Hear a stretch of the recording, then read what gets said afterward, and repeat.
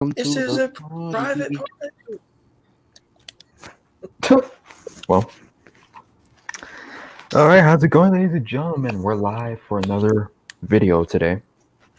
So, this is going to be a special one because, obviously, from the title, there's certain things that need to be addressed. So, yeah, so we're going to be talking about Shad for a little bit.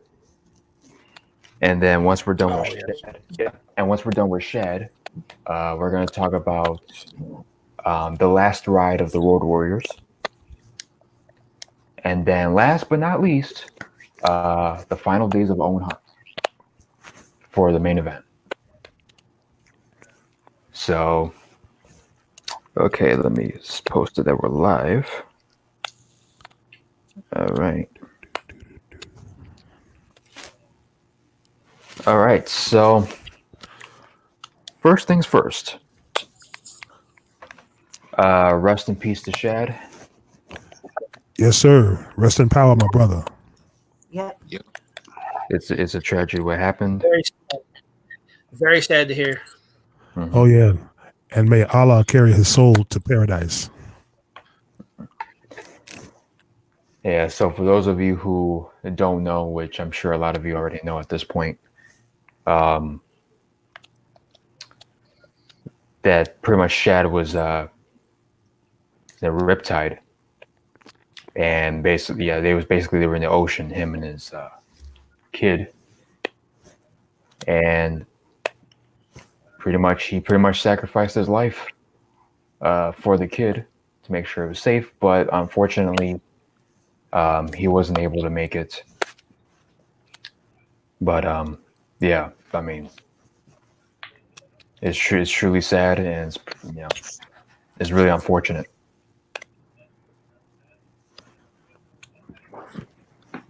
Yeah. So, do you guys have any additional thoughts to that?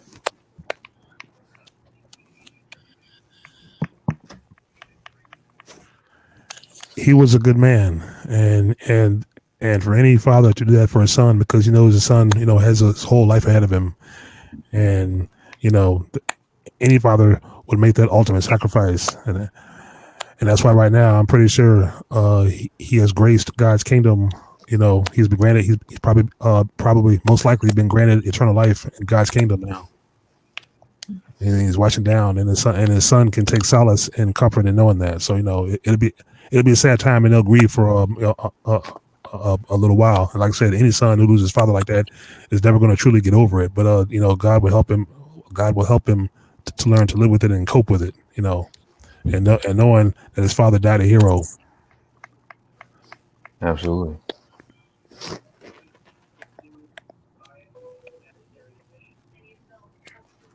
All right. Yes. So anybody else want to go? Just rest in peace. Okay. Yeah, I already said my piece when I did my AEW review on Dynamite. All I can say is that Shad Gaspard, those of everyone that have known him, no one had anything bad to say about Shad Gaspard, during his time. Because he was just a genuinely nice guy, man. And yeah, like what Malik said, he died. He risked his own life for his son to be rescued. And it's unfortunate, we was hoping that maybe he will turn up, alive. But at least they found his body, and now he can rest easily. And yes, he is in God's hands right now. So rest in peace to Shad Gaspard.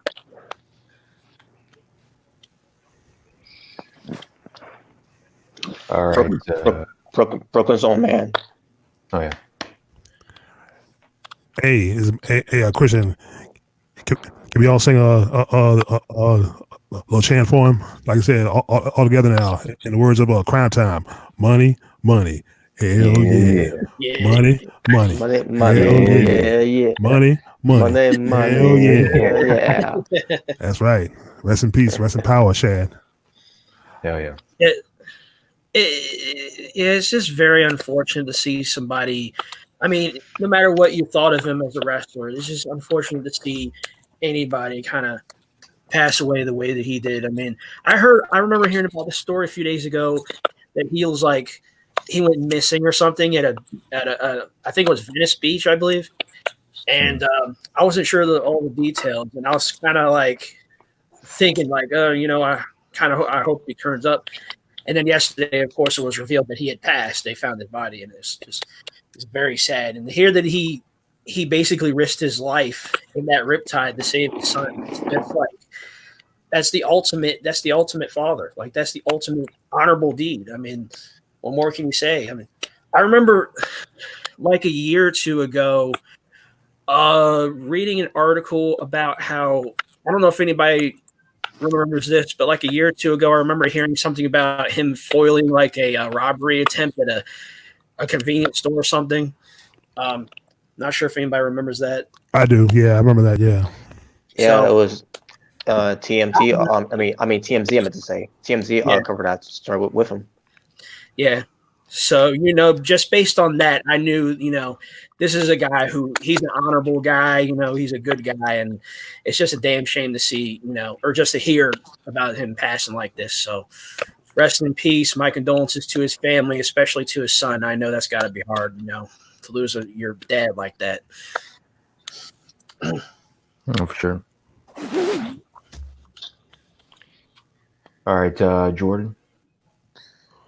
Yeah, man. Shad and Crime Time, it was one of my favorite tag teams when I was a young kid. I never heard anybody say anything bad about Shad. All I heard was that he was a good, genuine guy, and he died like a hero doing that for his son, sacrificing himself. And I know that he is welcome into God's kingdom, because for you to do that shows that what kind of human being you are. So yeah, my condolences to his family, and rest in peace, Shad Gaspard. Hell yeah. All right, so. All right. Oh, okay, so we got somebody else. All right, Jalen. So you're in the lobby right now. So we want to chill with. I'll let you in during the Owen Hart topic. So I know you want to give your 2 cents in on that one. But before we get to Owen Hart, like I said already, let's go ahead and segue to the last ride of the Road Warriors. So, Robert, take it away.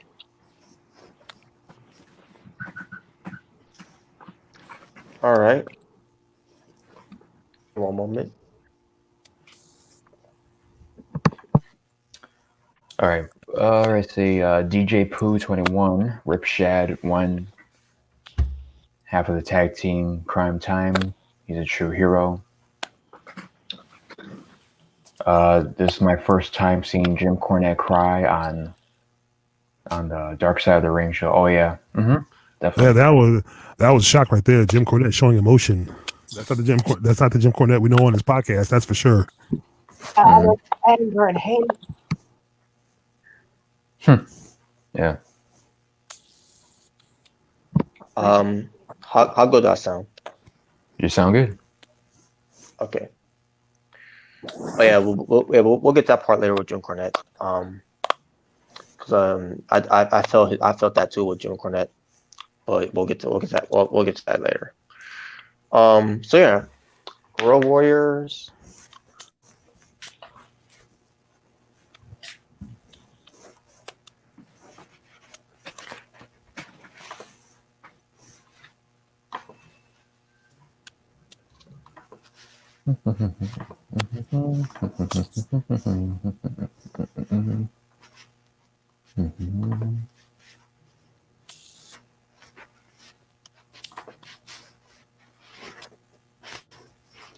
Before we get into while Robert's go ahead and getting his information, I just want to give a shout out to everybody that's watching right now and going to be watching the archives.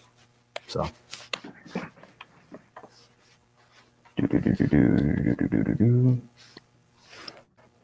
All right. So yeah, the Road Warriors. They start off at bouncers. In a Minnesota bar. Then we segue from basically they did their jobs well, obviously, because they were big. Yeah. And they love to beat people up. They talk about Hawk, and his brothers, Rich and Dan. Mm-hmm. So yeah, basically, of my knowledge, I don't remember if I even knew if he had brothers. But I knew Animals got brothers. Like one of them. People power. Of course, I had to bring that up. Which is strange that he wasn't even in this documentary. Which got me thinking: is there bad blood between those two, even though they're brothers? I don't know. Probably not. I mean, I'm pretty sure there's no bad blood. I don't know why I put it that way, but I understand why he wasn't even in this documentary. And then again, he is signed with WWE, so.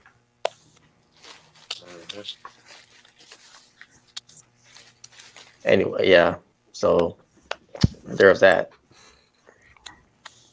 The brothers of Hawk, they basically describe him, pertains to, him, being in school as a class bully. Then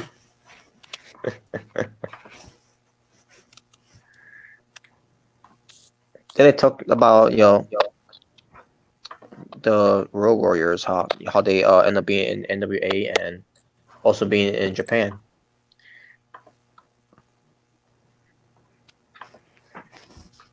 And basically, Scott Norton was on this documentary. But basically they mentioned guys like Scott Norton, Mr. Perfect, the Road Warriors, John Nard,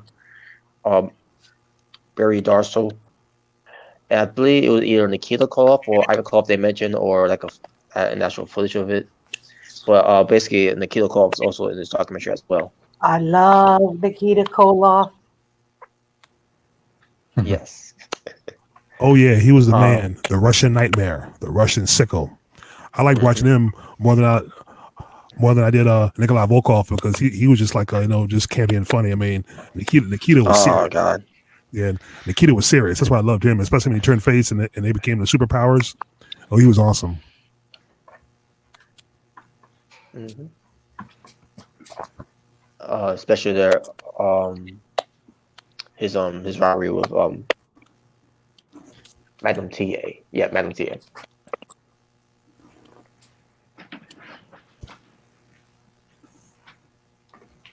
All right, who's respect? Magnum TA. Oh, Remington. Oh, hell yeah. What's up, Big Rem? Yeah, Magnum TA was the man too. Yeah. Yeah, unfortunately, with his oh God, that makes me feel old talking about Magnum TA. Mm-hmm. Yeah, basically, I was mentioning. Somebody's gonna come here talking about Magnum PI. No, Magnum TI. Magnum TA. It's like, no, that's the wrong one. Wrong one. Yeah, the wrong one. Magnum TM. But yeah, basically, I was talking about the Nikita Koloff and. Are we talking about the Road Warriors right now? Yeah. Yeah, we're talking about that right now. But you have anything to say about Shad Gaspard? Okay, then I picked the right picture. All right. Yeah. Awesome. So before Robert continues, Rem, do you have any words to say when it pertains to Shad?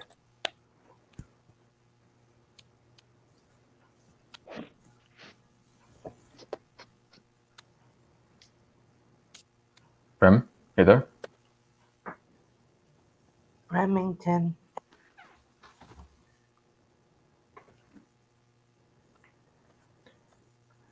Around midfield there, you might have got cut out.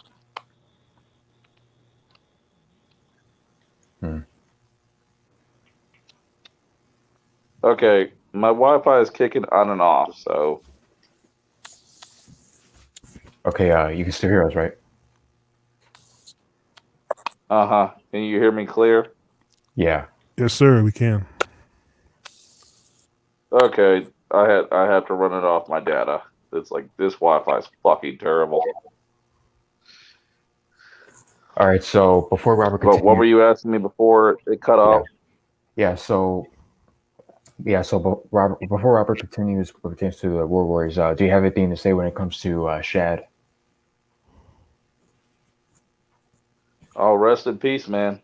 Honestly, a sad thing to find that out. Mhm. Very, very heartbreaking right there, especially with it's a good that your son's alive. I wish you were alive too, but your son had to know that his father washed up and he's gone. I feel for that family. I really do.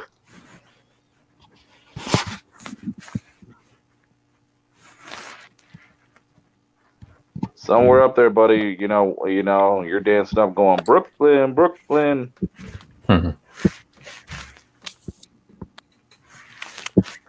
All right. That just sucks, man, because that's a very freak accident. It ain't like a wrestler having a heart attack, man. It's just that must have been a whole current that took him out. You know what? Before we continue on, there was something else somebody brought up in the comments of Shad texting JTG. Yes. Yeah. So what was that all? Yeah. So what was that about? It was basically on the same day where Kobe Bryant died. Right. The whole thing with the helicopter thing, where he texts JTG saying, it was sent to the degree of, if I would have died the next day, I just want you to know that you'll always be my friend or basically my brother, and I love you, man.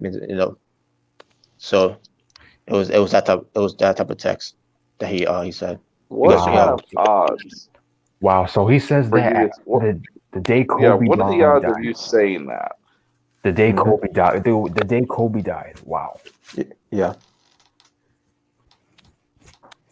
Because life's always too short, and this was an example, unfortunately. And by the way, there's something Owen Hart's son said. You probably know where I'm getting at, but we'll get to that eventually. But Yeah. I don't want to forget that what he said. But Mm-hmm. Well, we'll get to that too. yeah. But okay, continue with Warriors. All right, so yeah, let's see, someone named Eddie Sharkey, basically trained both of the Road Warriors. Then we get to where Ole Anderson came up with the idea to have him dress up, to look basically intimidating, and then Road Warrior Animal described it as, he's like basically made them look like they're village people. Which was really weird when they first debuted, looking like the Village People. Yeah. All covered in leather and shit, looking like they just came out the Blue Oyster from fucking Police Academy. Mm-hmm. Yeah, those were humble beginnings, and of course, even Animal said he looked like a giant village person. So, and when Ole Anderson, of course, recruited him, and he decided to change the face paint, that's when things really started to take off. So, Oh yeah, because it was just something so damn different. Because if you look at it, before there was Sting's paint, before there was Warriors paint, there was Road Warriors face paint. And all these years later, you saw all the copycats, which were terrible. The Axe and Smash, the Ascension, which were a horrible failure. Dude, I don't even count them as even in a category. I tell you, The Ascension, I don't count them either. The four face painted legends is the Road Warrior, Sting, and Ultimate Warrior. They were the biggest face painted legends that ever lived. Oh, of course. Yeah. Well, besides the Great Muda. Oh yeah. Yes. The Great Muda is unique at his own. Yeah, I'll call him Japanese paint because he had his own original paint style. Yeah. And plus, he was great. He was great. He was a great wrestler too. He was awesome. I think the two best. Great Muda. Great Muda was ahead of his time at the time. He That's really for sure. was. Yeah, I think the two best Japanese wrestlers I've seen in my time would be the Great Muda and Tajiri. Oh, Tajiri's shit. That I always called him Great Muda's son. Mm-hmm. Yeah. And I miss seeing him because he came from ECW too. Like I said, I wish he was around now. But like I say, that was like I said, all of them, everybody ages. So I'm pretty sure he's aged and retired now.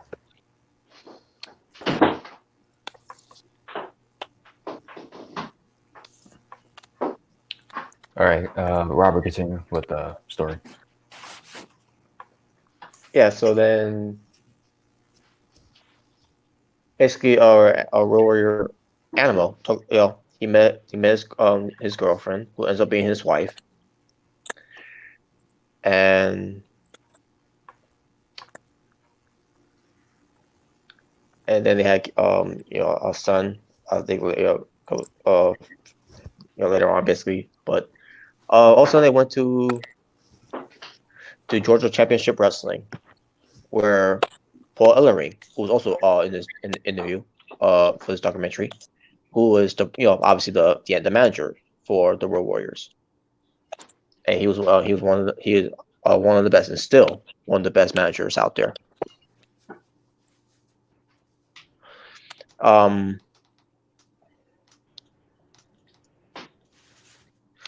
And Ole Anderson, basically, he wanted that the Road Warriors to look like from the Road Warrior movie. Well, I always knew they had that. They definitely got that idea from Road Warrior movie Part 2. Yep, and that's exactly what happened. With the basically with the mohawk hairstyle. Because I thought to myself, okay, whichever one came out first, they copied each other. Mm-hmm. And if you notice, that Demolition and shit, they copied the other character from the Road Warriors, one with the hockey mask.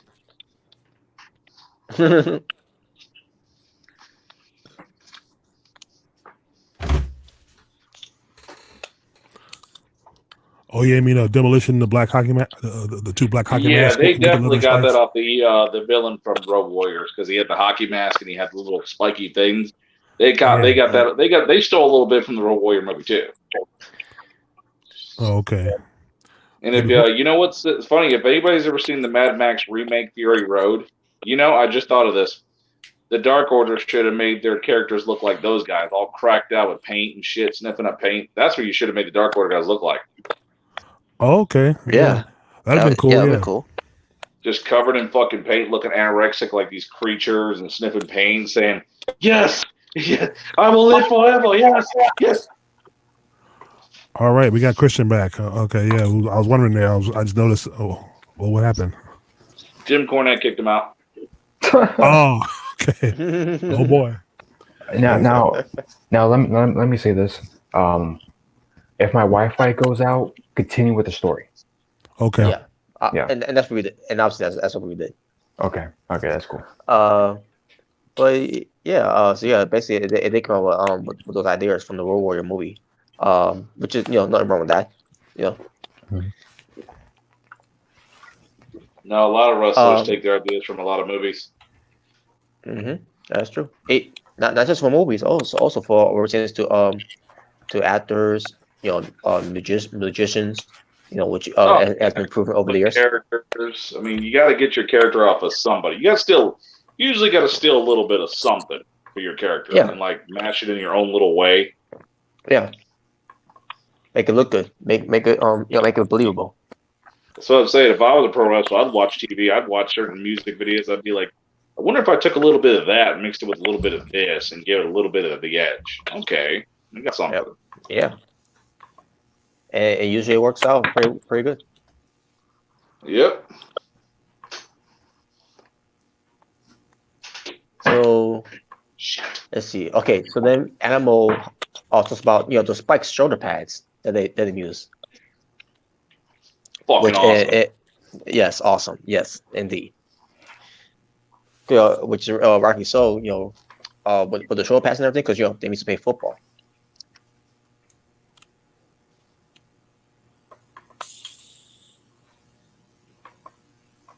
And they talk about the World Warrior pop. Where it tends to the crowds popping real loud for them coming out. Oh yeah. Making their ways. And and over the years, where we get those type of reactions. Not just for the Road Warriors, but with any fan favorites, and they go for that huge pop. They always brings up Road Warrior pop. Yep. Not some gay ass yes chant pop. Well, I love that song, I Am Iron Man.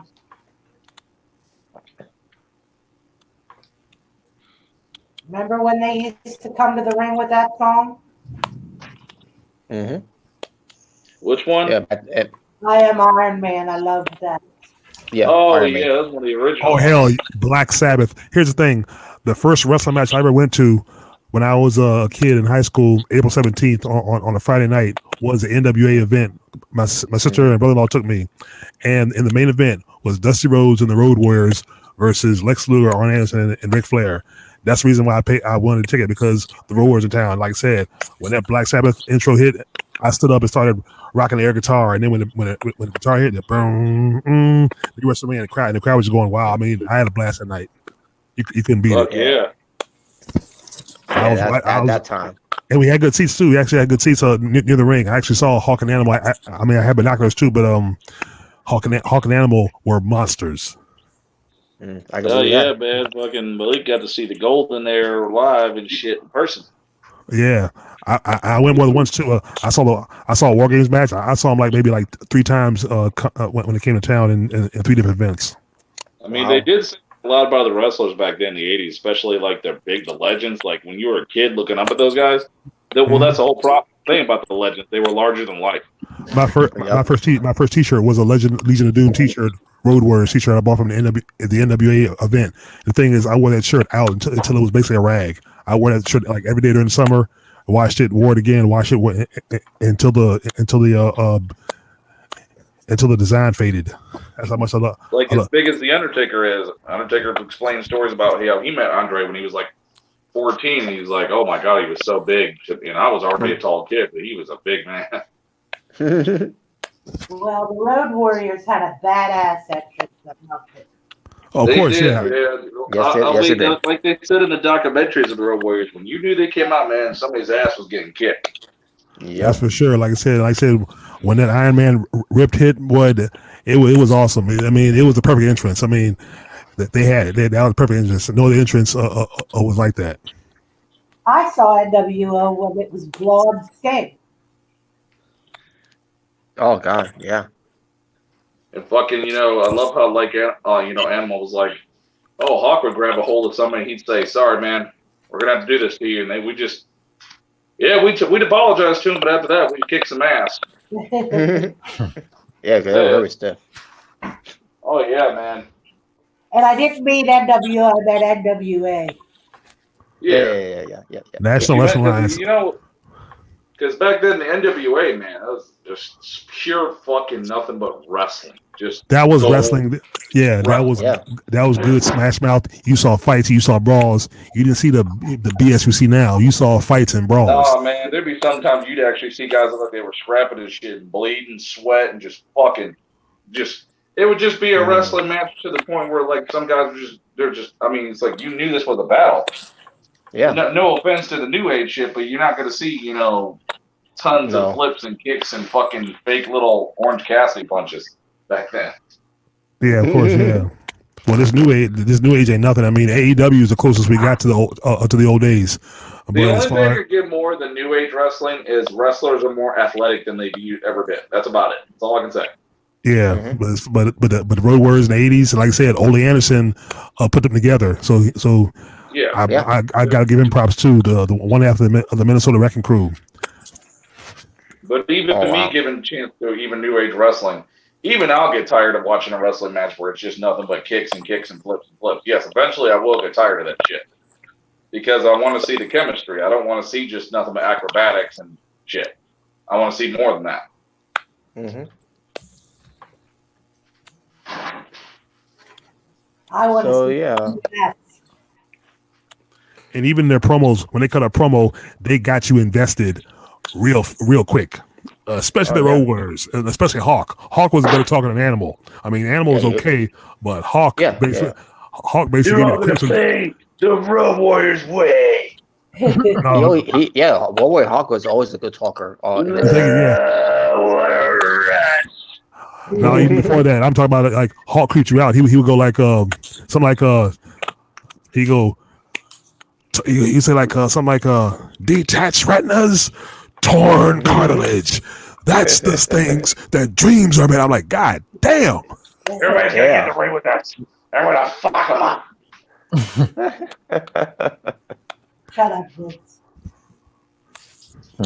Dude, when they were bouncers, man, they beat the shit out of people. Oh, and the thing is, Hawk, he loved it. That's what he loved to do. He wanted a job beating people up. Yeah. So exactly. Well, yeah, because like weren't they the guys back then? Like they were bouncers, but at the same time, when because back then in the '80s, man, it was really bad to be a bouncer and shit, man. Because like people would hire you to be hitman. Like if somebody had money to owe you, you'd be getting paid to beat a motherfucker up to scare him and get your money back. Yeah. Like back then, motherfuckers didn't play, dude. Like if your daddies grew up back then, your daddies grew up when men were fucking men. Especially Hawk, man. Hawk never play around. Like these little punk asses today in today's world, dude, they ain't shit compared to what men were in the fucking '80s, man. Exactly. So then we get to the scaffold match that the Warriors had with the Midnight Express. The same scaffold match that. Good match. Good match. Match. Oh yeah, Starcade '86, the night of the Skywalker. Yeah, by the way, shout out to Jim Cornette. How's your ass feel? Yeah.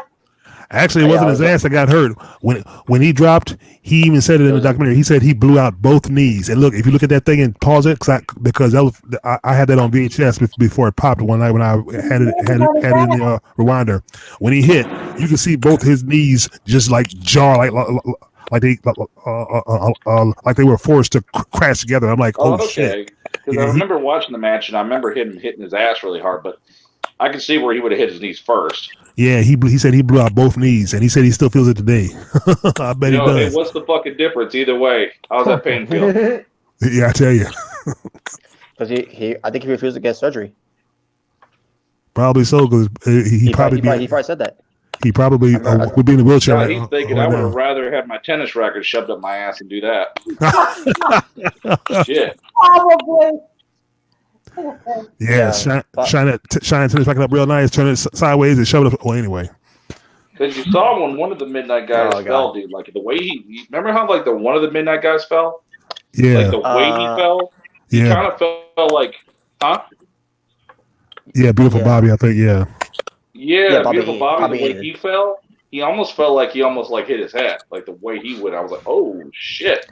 Yeah, he did. Yeah, see, and look, 25 feet in the air, even though it was high enough, it still was too high because it's like this. 25 feet it's higher than it looks on pay-per-view on television.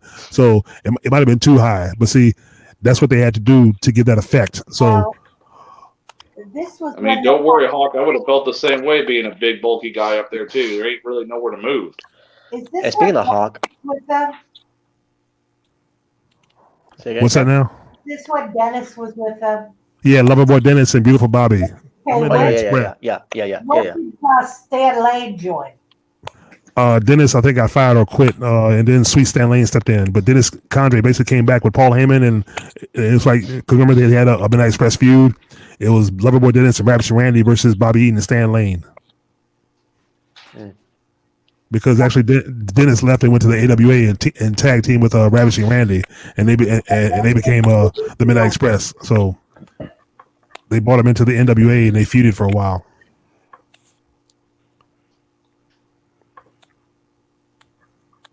Yeah, but to me the best. Go ahead. Oh, I'm sorry. Go ahead. I didn't know you were going to. No, I said I think the best combination of the Midnight Express was Bobby Eaton and Dennis, because I love Bobby Eaton. Yes. He was good. Yeah. Yes. See, you don't have tag teams like that today, because back then you had good tag teams with all different styles. I mean, the Midnight Express, the Road Warriors, Rock'n'Roll Express, the Andersons, Ravishing Rick Rude and Manny Fernandez. On the Paul Jones. I mean, you got the Rockers. You got the Rockers 2.0, the Young Bucks. Yeah. Okay. Yeah. they're probably the best thing to a good tag team that we can see now. But as far as anyway, like I said, But during that time, the Rock and Roll Express. of course, yeah. Oh yeah. Oh yeah, and the teenage girls loved Ricky and Robert. Why? It's like a lot of tag teams nowadays, it can be good, but I don't mind tag teams being nerdy or being goofy sometimes, but there are some times where it can get a little old and you're like, okay, come on now, guys. We got to show a little that we got some balls. We can't always be nerdy acting like children. There's times where you got to cut the bullshit. But speaking of Hawk, what pertains to him being in this match, he was actually gone in the match hurt. He had a foot injury from Japan. Who had a Oh yeah, foot? he did. Yeah, Hawk. Yeah, he actually. I think they said on the scaffold match, he actually wrestled that night with a broken leg. Had a broken leg on the scaffold. So, and the thing is for Hawk, this is where the bad things started. The bad things he started going to the downward spiral because he started self medicating, but then he was partying. So that was a problem.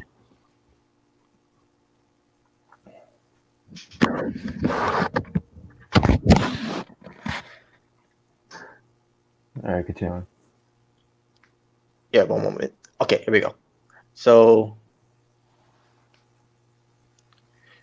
yeah, it was during around this time that Hawk was having a lot of addictions where it pertains to the drugs that he took, and then it was more than just painkillers. Also, he of the stuff I heard he taken too. Wow. It was crazy. It was and made his promos even more intense than before. Being on, and I'm pretty sure you can guess, cocaine. And that's another thing. That's been a real theme of season 2 of Dark Side of the Ring. Cocaine stories. Yeah. New Jack, Herb Abrams. Yeah, there you go. I said his name right this time. Who else? I can't remember who else, but that, you also have Hawk here. Not in Dark Side of the Ring, but I know like Hogan and Vince done some cocaine with each other back in the day, allegedly. Speaking of Vince, real quick. Oh, sorry. Go ahead. Well, hopefully we won't get no Hogan story for Dark Side of the Ring, especially how Hogan was being an asshole to them. Yeah. Yeah, we should get a dark side on Hogan because he has a dark side, as we all know. Oh, Hogan have a dark side. Say it ain't so. Yeah.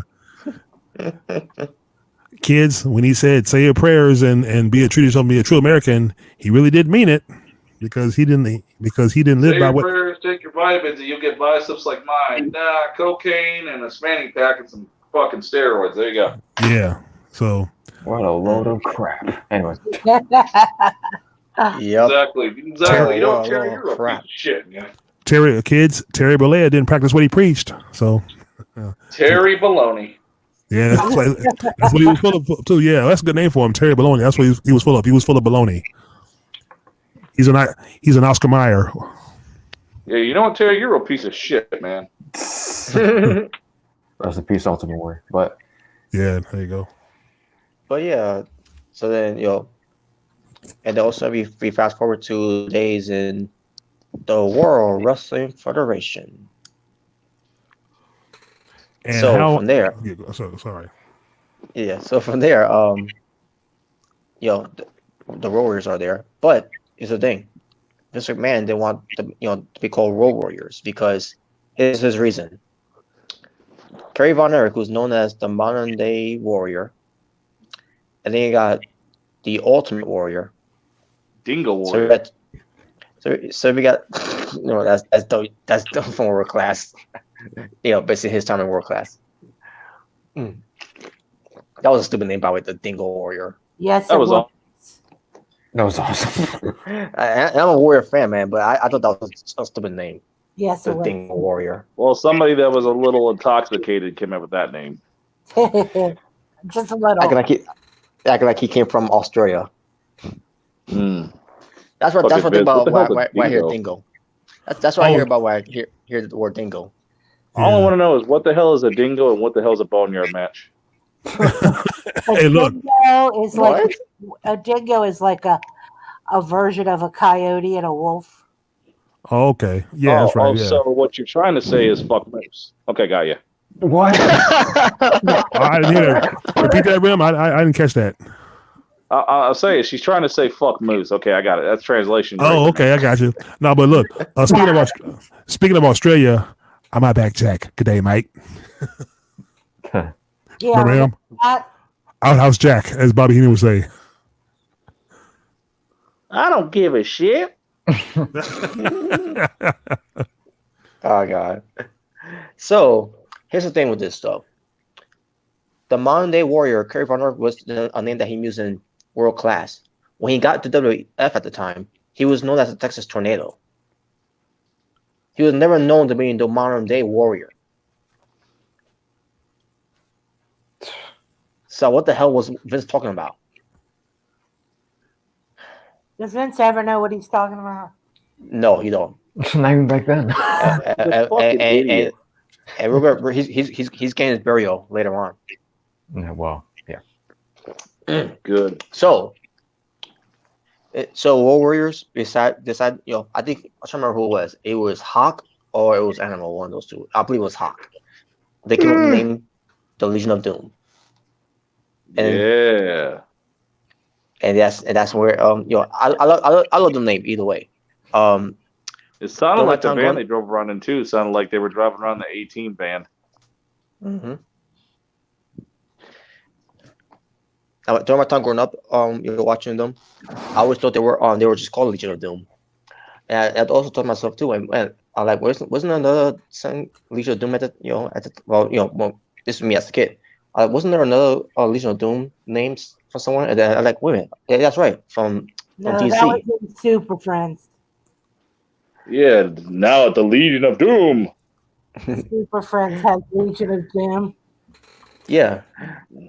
Yeah, exactly. That was the cartoon where Robin looked gay. So yeah, and the thing is, Vince with all this and Robert, you notice when they come to the WWF is when things is when the bad times start to escalate. Is that a coincidence? There's that WWF karma. It happened to Owen Hart. I believe it happened to the Ultimate Warrior eventually.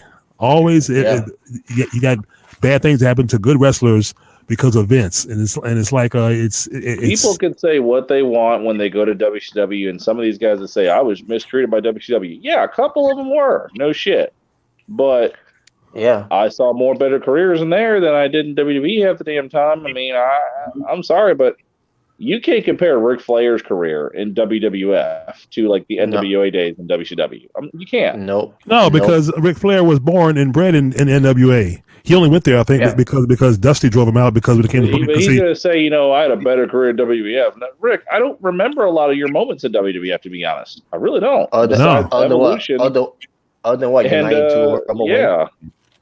And the thing is, one reason why Ric Flair left because him and Dusty used to butt heads when it came to booking. That's where the disagreements were why he left. But he eventually came back. But then Eric Bischoff, the prick he was, drove him out. Remember that because he came back on WCW Nitro that night and did a shoot, which was a straight shoot. It was serious. It wasn't scripted. It was shoot because he told him, he goes, "I hate your guts, you son of a." And I'm like, wow. Well, that must have been the night he returned with like the 4 Horsemen. They were all like in suits and shit. Right, yeah, and that was probably one of the best nitros. It was real, damn it! It was real. It was real.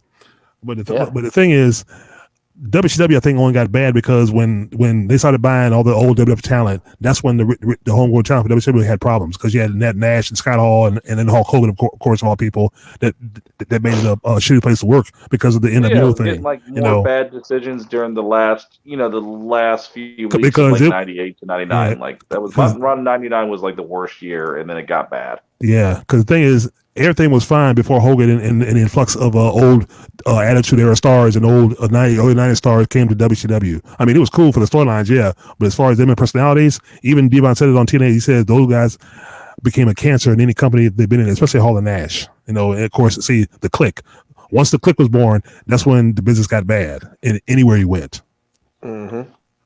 So the NWA was fine without Hogan. I think when Hogan came in, yeah, he made him number one, but still, it was fine. It's just to me, Hogan didn't really fit. You know what I mean? He was a WWF character still. It's like it was a WWF character in the WCW ring, and it didn't work. So they were fine without Hogan, Nash, because you had Sting. But I understand you want Well, a new their direction. last few years with Hogan and them were bad, but I mean, Of course, when they yeah, came to the NWO and the Outsiders, that was big. But yeah, after like what right around the time when you had the white NWO and the red and black NWO try to combine, that was when it was bad. Yeah, I mean the Wolfpack versus the black and white. Yeah, that was the Wolfpack. All that shit. And it was a combination, and it I think around the finger poke of doom, right around. And then you had you also had the Latino World Order, and then you had in the ECW you had the Blue World Order. Actually, I don't know. I was probably one of the only kids that thought Latino World Order was cool. Oh, I thought that was cool. Yeah, Eddie Guerrero, Juventud Guerrero, all them guys. Yeah, because that was a faction for the Lucha Libre guys to get some attention. That's why I can't stand watching on the network anything that involves WCW history, because it's all bashing WCW. It's all they were always bad and they always did this wrong. They always did this. Like, shut up, dude. I'm gonna tell you what. And look at them now. Something different when I grew up as a kid. I remember something different than you guys did. Yeah, it's called the NWA. This is before Ted Turner bought it. See, it goes back to Ted Turner. When he came in with all his money and bought it and hired Bischoff, that's when things started to go. I mean, yeah, they needed money and they wanted to go in a new direction, but look what happened. You know what I mean? So, Macho Man came there, became an announcer, started wrestling. Yeah, like WCW was always bad. I was like, no, it wasn't. It was really great up all the way down. But so what? Your Triple H's didn't make it. Your Undertakers didn't make it. So they made it in WWE. That's cool. But But they're gonna act like WCW from 1990 all the way was bad. They did this bad. They did this bad. Like, get the fuck out of here with that bullshit. Yeah, it was a good show. Always bad. It's like, dude, come on. They were only bad for a few years of a certain time, and that was it. Yeah, that was somebody else's fault. That was Bischoff's fault, and then of course Vince Russo came in, and it was really his fault because the shit he did was terrible. That's what I'm saying. I get tired of the whole. That's why I can't stand watching anything that involves WCW history in that work. Like, unless it's good, because, dude, it's always bashing it. Bash. Bash. I don't bash it. I mean, it was good. The wrestling was good, but you can tell some of the creative directions, the cracks were, because of the production. And then, like I said, Hall and Nash. See what Bischoff did? He let Hall and Nash and Hogan have put in the contracts total creative control, and that became a problem for the wrestlers trying to come up. That's why you had the Radicals leave. You had the excess of Eddie Guerrero, Dean Malenko, Perry Saturn, and somebody else, or Jericho. Yeah, Jericho came out himself. Yeah, but you had. I can admit what they did. Certain things they did wrong, but the fact but I was a huge WCW fan. I'll admit they had problems with certain people, but what federation didn't have that? Yeah, but of course, it wasn't horrible like people make it sound like. No, it was great. It was great entertainment. Yeah. Oh, as far as karma, you notice the exodus of the Radicals. Guess what two Radicals died also later? Eddie Guerrero and Chris Benoit, and it happened in WWE. See, it seems the foul stench of going to WWE, something bad always happens to a certain good wrestlers. I don't know. I didn't get treated that good in WCW. Yeah, but you were still alive and you had your best health there. That's for sure. Because when you came to work for Vince McMahon, your health went south. Like we fucking steroid tested our wrestlers. Get the fuck out of here, Vince. Who are you trying to fool with that bullshit? His wellness policy, he fooled hole in it. Look, his wellness policy is shit. Trust me. Hawk Holly talked about that at one point. That was bullshit. Vince wanted to pull strings and make sure somebody passed with a piss test. Oh, he can. Come on. Yeah, if you're top star, you'll pass. But if you're mid Carter, you'll get suspended. Yeah, I mean CM Punk. CM Punk, he exposed Triple H with that one. Yeah. What are you supposed Triple H with? Yeah, because remember when CM Punk did that podcast with Colt, and he's like, talk about the piss test and all that. CM Punk's like, did you? Yes. They took the same piss test as you did, Punk. Yeah, it's like, well, Mr. Game, Triple H, we all know that half the time you take a break off from the whole gym situation, but all of a sudden when a WrestleMania comes up and you see Triple H's body, it's right back up to fucking Conan looking level again. It's like, get the fuck out of here. Dude, you hit a needle like a motherfucker. Just like me. Anyways, this is Anyways. that's how it happened, you know. Let's get back to this though. Exactly. So the Legion of Doom name, fit like a glove with them, with the colors and everything that they had. It was just amazing. Unfortunately, Hawk, with his issues, alcoholism, the drugs, basically, and on top of that, the WF schedule basically affected Hawk in a way. So it led to the SummerSlam match against the Nasty Boys for the titles. And which, with the motorcycles, was awesome. Oh yeah, and obviously the motorcycle entrance was awesome. Now, unfortunately, in this match, Animal was concerned that Hawk was going to be able to hold up because he was obviously coked up, and whatever, and during that time in the match. That wasn't the worst I've ever seen Hawk, but you could definitely tell he was he was a little stingy and missing some moves. And he couldn't be trusted to do the finishing move. They're afraid he might slip and fall. He said that. He said, he can't get on the rope. He's going to fucking fall. Yeah. Didn't he fall one time on the rope? I can't remember. I have no memory of it. I remember watching the match. I could have sworn one time when he went up for the move one time, he fucking just whipped. He fell right down the side. Unless it was the one from the Attitude Era where they basically wanted to expose that It might have been. That might be what I remembered because it was on the Road Warrior DVD that came out with a while back. Yes. Which was a good DVD too, by the way. Yeah.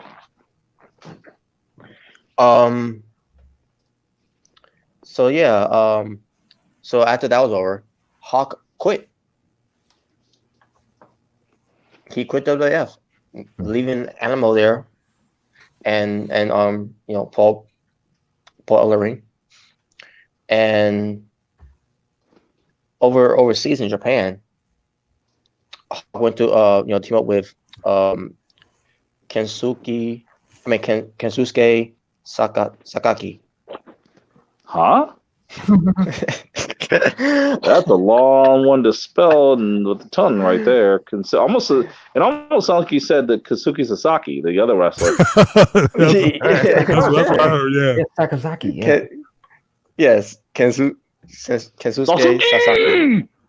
Kensuke Sasaki. Yes. Kazuki Sasaki. Won't you call one wrestler in Japan? His name is Fuck You. He was named Power Warrior, and basically they became Hellraisers. Basically, they became the ripoff of the Road Warriors. And yeah, the green paint on or something. Yeah, Animal was not happy. But I wouldn't be either because you took our gimmick over there and you're stealing it. Yeah, I would just call him Kawasaki for short. Yeah, Kawasaki Ninja. Yeah, just call him Kawasaki for short because that's that other name. That is long. Wow, that's a tongue twister. Mm. Yep. You still talking about the Road Warriors? Yeah. Okay. No shit.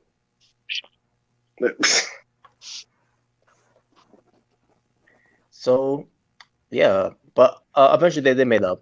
Obviously, because at the end of the day, they are brothers. I mean, not real life brothers. As where we tend to traveling together. As you know, when I was a kid, I thought they were. But yeah, I thought so too at the time.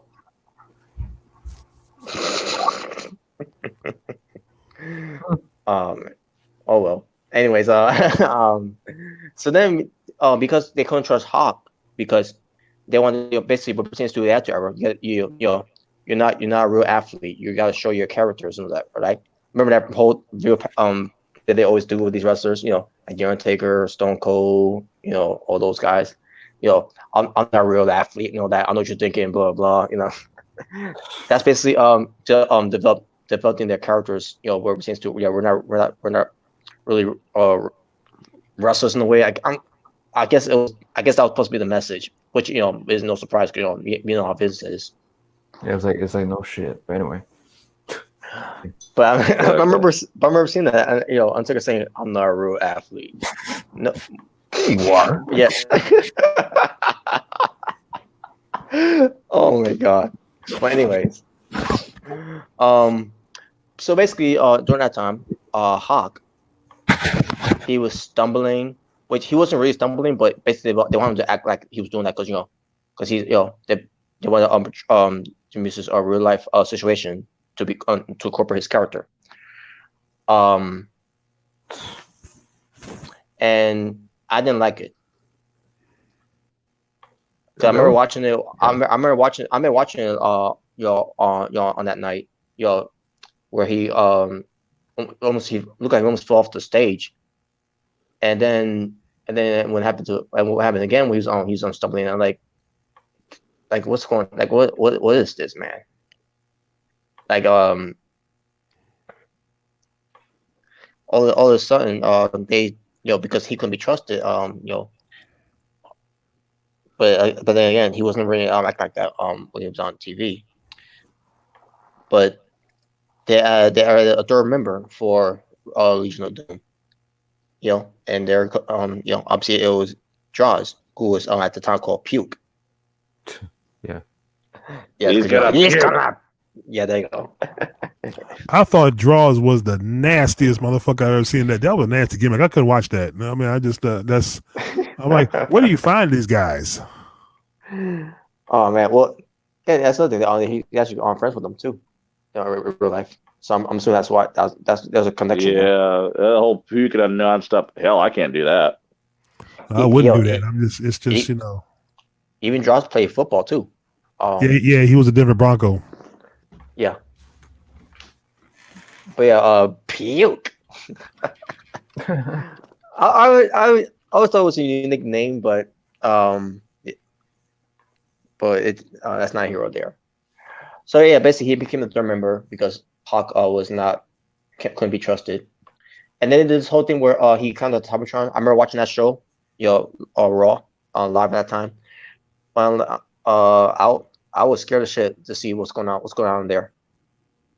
Because I know what to expect with this whole thing going on with Hawk going on top of there, and then you got Animal that calm him down, and Paul Ellery coming out. Even though Paul Ellery at the time he was supposed to be managing and being with DOA, Skull and 8-Ball, because he was done with Legion of Doom. He basically betrayed them at the time, and Dross was ends up becoming a new member out there, taking Hawk's spot, and Hawk on top of the Titantron, and y'all trying to calm him down. You have officials, you have securities, and they're trying to calm down. All that he's on threatening to jump or whatever like that. I don't know. It was a scary.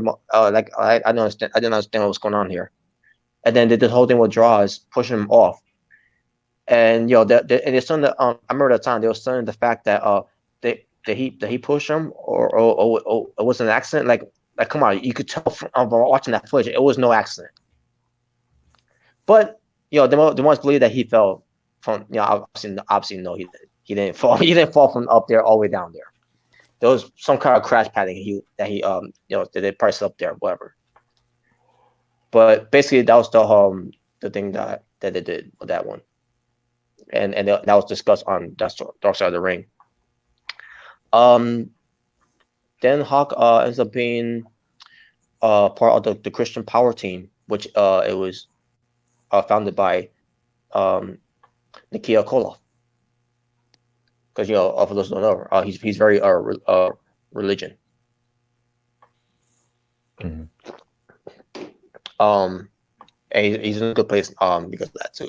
So and Hawk basically ends up being being there, and basically he did clean up his act after that. He hasn't been a new being a new person. He met a woman and they ended up getting married, and my gosh, she was so beautiful. Yes, Man, she was. I couldn't believe I never knew who he was with at the time, and wow, she's beautiful.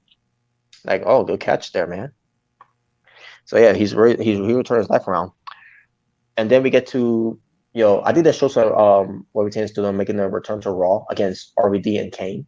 I can't remember if they did or not, but Yeah, they did. but I remember, but yeah, okay. But but my memory of watching it on on that when that Raw night, when I heard the Warriors music hit, I went crazy watching it watching it live at home.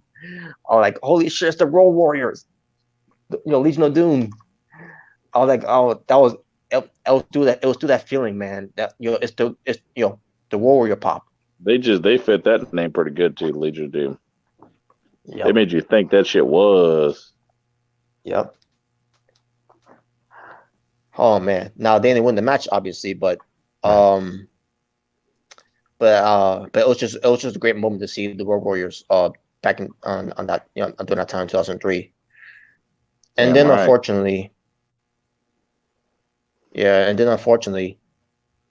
when he's moving to a new place, I believe he told his wife that he wasn't feeling he was feeling tired, so he's got to lay down and sleep.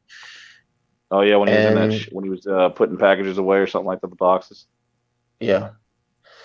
So he went to sleep and he never woke up. And unfortunately, he died. That's what's sad. And when Hawk got, and when Hawk got that, I mean, when Animal got that phone call from, I can't remember who it was. I really can't remember who it was. I don't remember if it was for Ulrich or for someone else. But Animal, he broke down. Because Hawk finally turned his life around, but unfortunately, the demons caught up with him. Mm-hmm. It's kind of how I feel about what happened with Eddie Guerrero. Yeah, and I remember hearing that on some type of news on where Hawk died, and I like. Know where he died. I did not want to believe that he died, and sure, I can't remember if it was on that Saturday night. I heard about it. And then where it came to where it came to coming to Raw, on my TV set, the first graphic they showed was Warrior Hawk died, and I couldn't believe it. Yeah. And it was crazy because we it was during that year he was just on Raw for those months until his unfortunate passing. So when Phil Irving got on the call, he gave he basically rolled his black van, and I think they said something about using that same black van for the funeral, and he gather from that Dark Side of the Ring that he gave a beautiful eulogy to Warrior Hawk, and he basically he memorized it by talking about it on this documentary. I thought I thought to myself, wow, that was beautiful, man. It's really sad. Yeah. Honestly, Hawk, that man died at an early age too. Yeah, man. That one caught me off guard too, because it was what year was it that he passed? 2003. Yeah, man, I was still in middle school. Yeah, me too. So I mean, when I got that announcement, I think actually one of the guys in our class came and said, "Hey, man, everybody needs to be silent, man. Hawk died today." Oh no, actually, I was in high school. Yeah, I remember that. I was in high school at the time when he died. Either this was I think this had to have been the last year of high school, the middle, or I was just in freshman or something. Because if I'm 34 now, and it was definitely around that time of either freshman of high school or just leaving middle. Well, you're 11 years older than me, so you were born in 85, so so that had to be graduation year for you. Graduation year was 05 for me. Oh, okay. Because when I was in the younger, like before middle school, I do believe something happened where I got held back 1 year. Oh, okay. So back then, yeah, like it was way. Okay. I don't remember what the fuck it was. It was something when I was a kid, but yeah, that's why it was. I graduated 1 year late. Yeah, because I graduated high school in 2014. So And anybody that watches this video that doesn't like me, don't think you're gonna use it against me. You were held back one time. Huh? No, 'cause I don't give a. That's when you were a child. Like, I don't give a fuck. yeah, you're a grown ass man. You know, you have a job. You have all this going for you. So Graduated, went to college, all that shit. Like, I don't give a fuck. yeah. So you still turned out good. Yeah, you still talk good. Can't wait for Yeah. prison. The prison. Good inmates, good food, good time. Oh, brother. So yeah, to the end this, the whole thing with the Road Warriors is that Amble basically said, that they fought like brothers, and he felt like, pro wrestling died when Hawk died. Yeah, the tag team wrestling was never the same. Nope. Those two were the pioneers of tag team. And unfortunately, one of them's gone. And still to this day. Rest in peace, Hawk, and three things to say about your rest in peace. Not only have the best time, but always remember what a rush. Mm-hmm.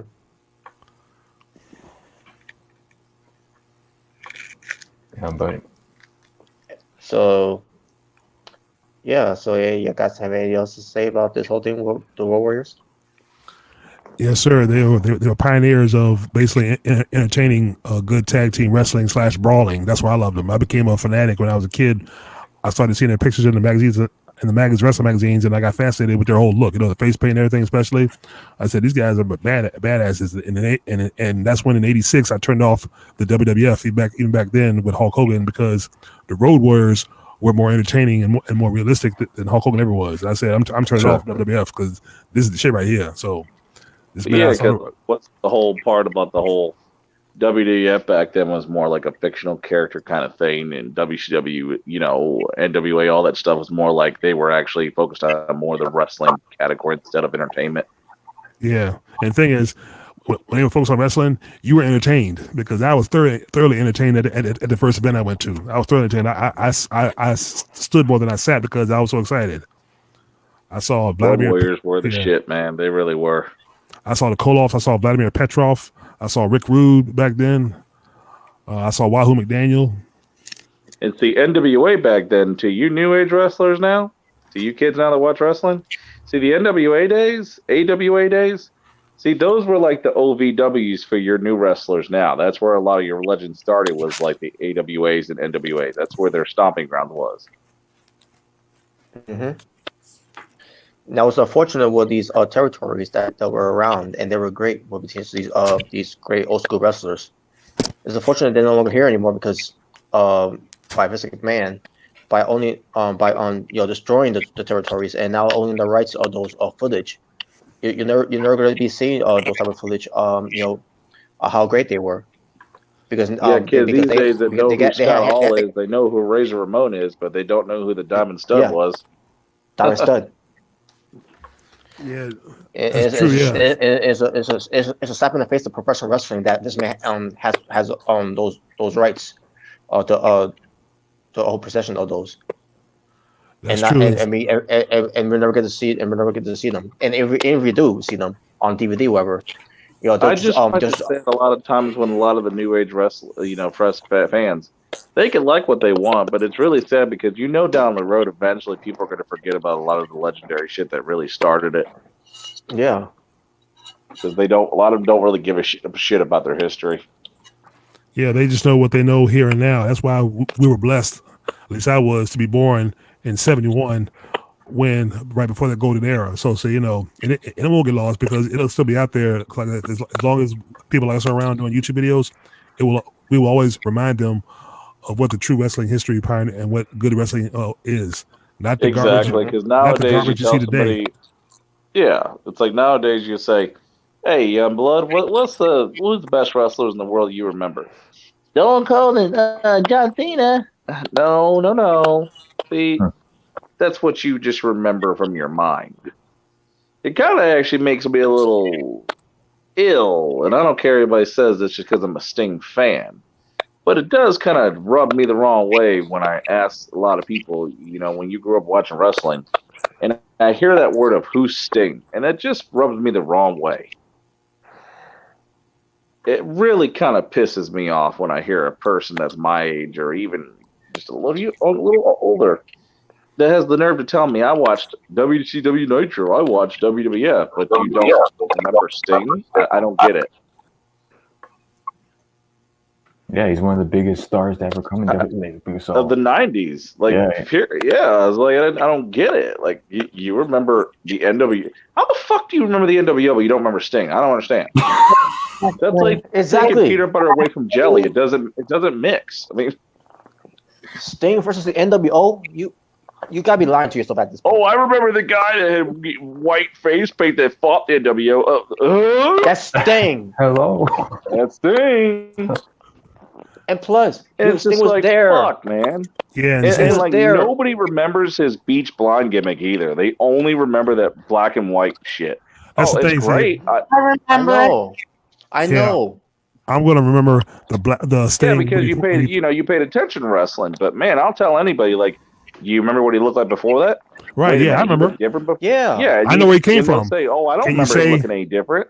Can you say UWF? That's where he started, and even actually, oh god, Malik, no one's gonna remember that shit. I do. He was in a faction. Look, he was in a faction. Mainstream fans though are not gonna remember that. They're gonna say, "What the hell is that?"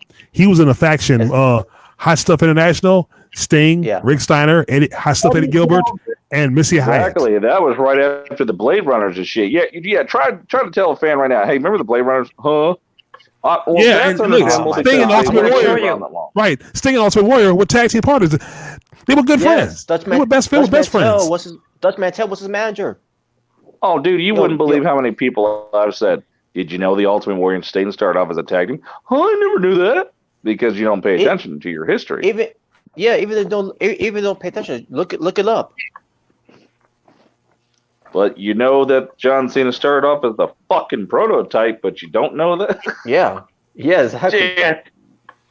Oh, I remember when Cena was the Doctor of Thugonomics, but I don't remember Sting being Beach Blonde. Oh, fuck it. I don't care anymore. See, to me, John Cena wasn't a real wrestler. I mean, he had a look, and they dressed him up as a wannabe the Vanilla Ice of wrestling. That was it. But he wasn't a wrestler because you can't compare John Cena and Sting in the same breath because Sting. That's what I'm saying. Like I don't. He could wrestle. He could talk. About who these new age wrestlers like. I don't care who people like, but just the fact that people that are my age and they say, I don't see how you can say you grew up watching wrestling, but you don't remember Sting. That just rubs me the wrong way when people say that. Like, how? I don't get it. Well, I know who Hogan is. That's because Hogan was shoved down your fucking throat throughout the 90s. Yep, exactly. And he's a backstabber to all his friends that. Exactly. Everybody. You don't even have to be a wrestling fan to turn your TV on and see a big guy going, "What you gonna do, brother? It's Hulk Hogan," because it was on everything. Hogan very on those guys that he beat. That motherfucker did Hulkamania shit on TV, and that shit didn't get a rise out of me as a kid at all. I was like, I don't give a fuck. Shit, I'd turn the channel Ninja Turtles. Yeah, Ninja Turtles. Fuck Hogan. Woo. I didn't give two shits about Hogan. I cared about Piper. There you go. Yeah, I mean, Piper was better than Hulk. Piper was better than Hulk Hogan 10 times. Better actor too. Yeah, hey, which one you better watch? WWE never changed their. They never really changed their motto. No, but look at it when you grew up, because every time they get somebody that's a big star to them, they have to shove it down your fucking throat until you will like it, or until you throw it back up. The thing is, look who you're dealing with. Vince McMahon. which would you rather watch? No Holds Barred or They Live? I don't know about you, but I'm watching They Live because Piper was 10 times better. Hogan went no actor. Because look at this, we saw Piper, and when I saw Piper in the role, I was amazed. I'm thinking that wild-eyed, wild-talking Piper on Piper's Pit, and I'm like, this humble man looking for a job with this background. I'm like, well, Malik, you also got to look at it like this too. You would think that's the same person. One's directed by a shitty-ass WB studio. The other one's directed by John Carpenter, the maker of Halloween. Yeah. So, yeah, you got a real big difference there, too. Yeah, and like I said, Piper had acting skills, something Hogan will never have. Oh, and to you fans out there, if you ever watched the movie They Live with Rowdy Piper, the black actor in there that was his buddy, that is the voice of Spawn in Mortal Kombat 11. Just to show you some facts there. Oh, yeah, Keith David. Yeah, he's awesome. Keith David. Yeah, I haven't played. Because he also played the voice for Spawn, the animated series in the 90s. So he plays the voice of Spawn in the Mortal Kombat game, too. He's a good actor, too, though. He's a good actor, too. He's a good actor, too, though. They use his voice for a lot of things, too, because he has one of those unique voices. Yep, he does. Yeah, just like James Earl Jones, who brought to life Darth Vader. Yeah, like their voice, they have powerful voices that people will use it for. Like if you have a documentary on Discovery Channel or a wrestling DVD, sometimes will have their voice.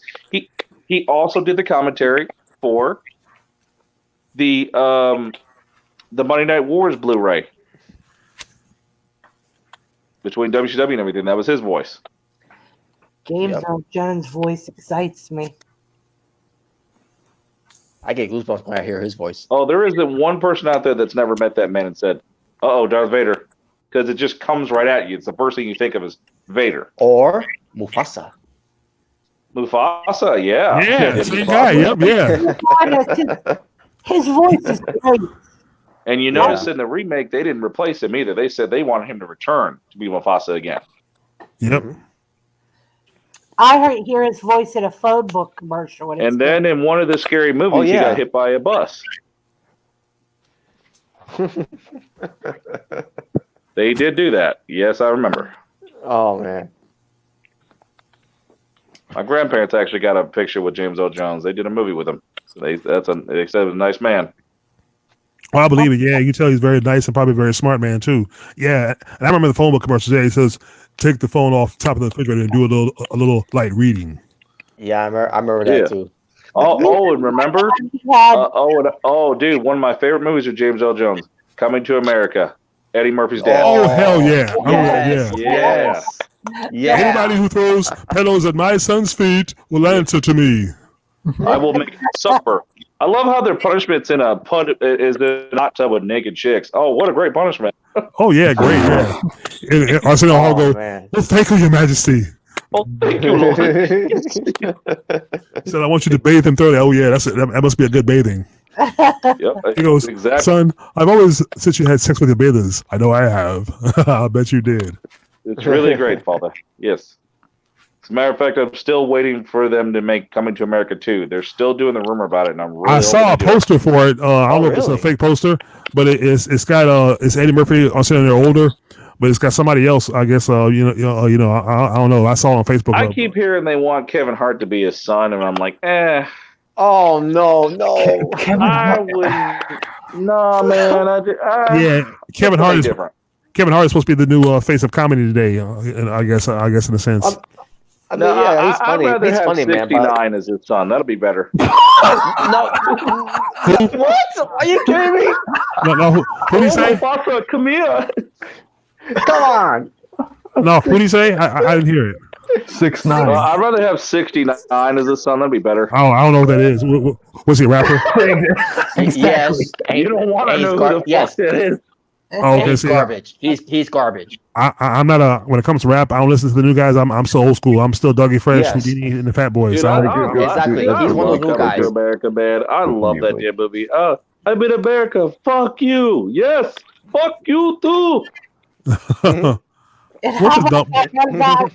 Was that in Coming to America where Eddie Murphy played he played a bunch of different characters, and one of them. Oh yeah, the barbershop. Yes, I know it goes. Well, yeah, he did. Yeah, he did play the barbershop guy. He played a bunch of characters in the movie. Yeah, he played the juice guy. He goes, "You beat your Reese's ass." Oh yes, right here. We gonna give you a haircut right now, boy. Let me trip out some of that shit right now. Yeah. Hey, the boy from Africa. Yeah, you never heard it like this. That's right there. That motherfucker right there. Oh, and the other old man sitting in the chair talking to him. The other old black man with the glasses. That's Arsenio. That was Arsenio Hall too. Yeah. His mama named him Clay. I'm gonna call him Clay. Mm-hmm. That's right. Clay. I don't get his anything too. He'll be Clay. He goes, "Well, then you're a punch, the three of you. They should change the name from Mighty Shop to the Three Punches." Yeah, I love that shit, man. That was good. Oh, how about the bar scene where he was like, "I've been watching you all night, and I want to tear you apart." Yeah. Your friend too. I love that shit. I was like, "What the fuck, man?" Oh, how about the twins? All the DJs say they want to feel my breasts, and I'm like, "Oh my gosh!" I'll tell you what, man. Ain't nothing gonna beat Eddie Murphy's Sexual Chocolate. That's right. That's what I was. He was Sexual Chocolate too, man. Sexual chocolate, everybody. Sexual chocolate. Yeah. Oh yeah, how about let your soul glow? Soul glow, dude. That's the shit that my dad sprayed in his fucking hair. Oh, how about a McShake?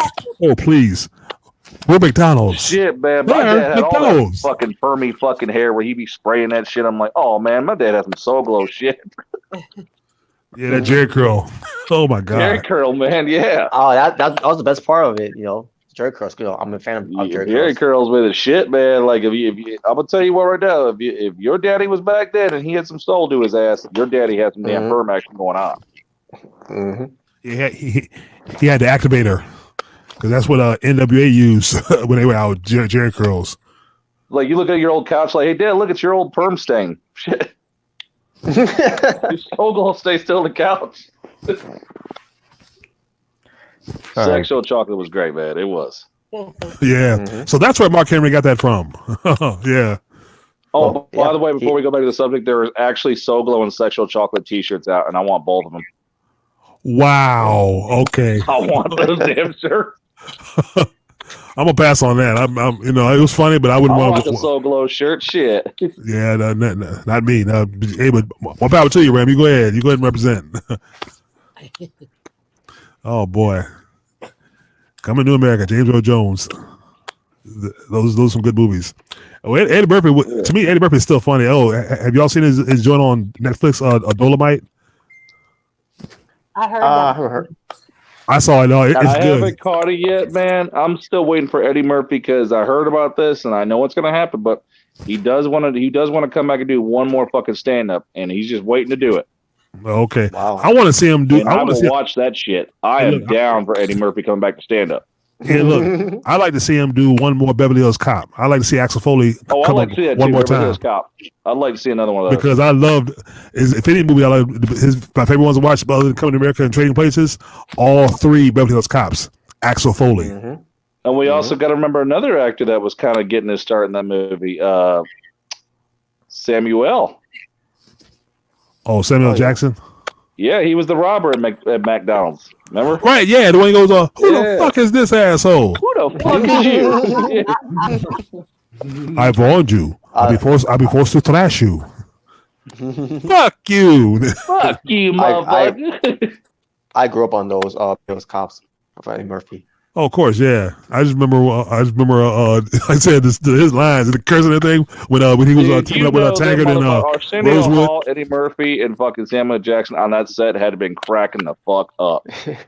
Oh, of course, yeah. Oh, another Eddie Murphy classic. I gotta mention Harlem Nights. Yes, sir. You had the powerhouses. Harlem Nights, yeah, that shit's on Netflix, dude. That's a good one. Oh yeah, it is. I saw it. It was on Netflix. Yeah, had Red Fox, Sanford and Son. You had Richard Pryor. That's the comedy combination. Richard Pryor, yes. Shit. Dude, Eddie Murphy was probably on set still rocking his tight ass fucking, Michael Jackson leathers. Oh my god. Yeah. Dude, he had all the Michael Jackson tight leathers and shit, the red and all that shit. Yeah, I loved it too. Now, how about the scene with the big fat lady? He goes, come on, man, what's up with this? I ain't gonna say. You insulted me. I got to kick your ass right now, and I don't want no hard feelings. Bam! Ow! What the fuck is wrong with you? What the fuck is wrong with me? What the fuck is wrong with you? You accuse me of stealing. The only thing I'm stealing out here tonight is your face. Bam! Oh, and then he said something. Boom! You out of your fucking mind? Oh yeah. Come on, sucker. Let's get it dude! on. Any movie that had Richard Pryor, Eddie Murphy at the same time. Oh no! Oh my God! You were just asking for. If you didn't laugh at those two together, what's wrong with you? Well, how about the scene with the orange juice? You can't keep fucking with me. You can't keep fucking with me that way. It's just a swallow in the container. Well, swallow it and shut the fuck up. You blind motherfucker. You fat bitch. Well, you should go talk to her. Tell her you're sorry. The whole movie.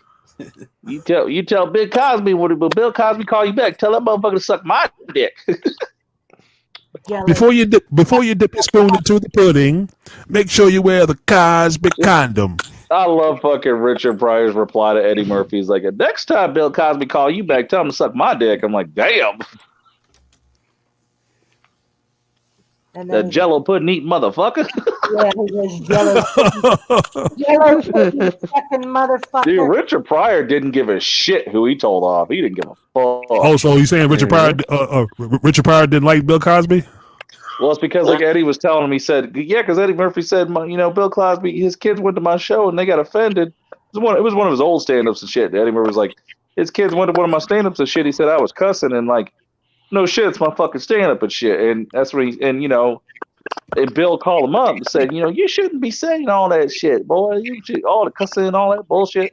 And that's what he said. I called Richard Pryor and I asked for advice. I said, man, Bill Cosby called me up and said I was being bald. He's like, are you getting paid? Yeah. Is that your damn life? Do you love what you do? Like, yeah. They tell that motherfucker to suck my dick.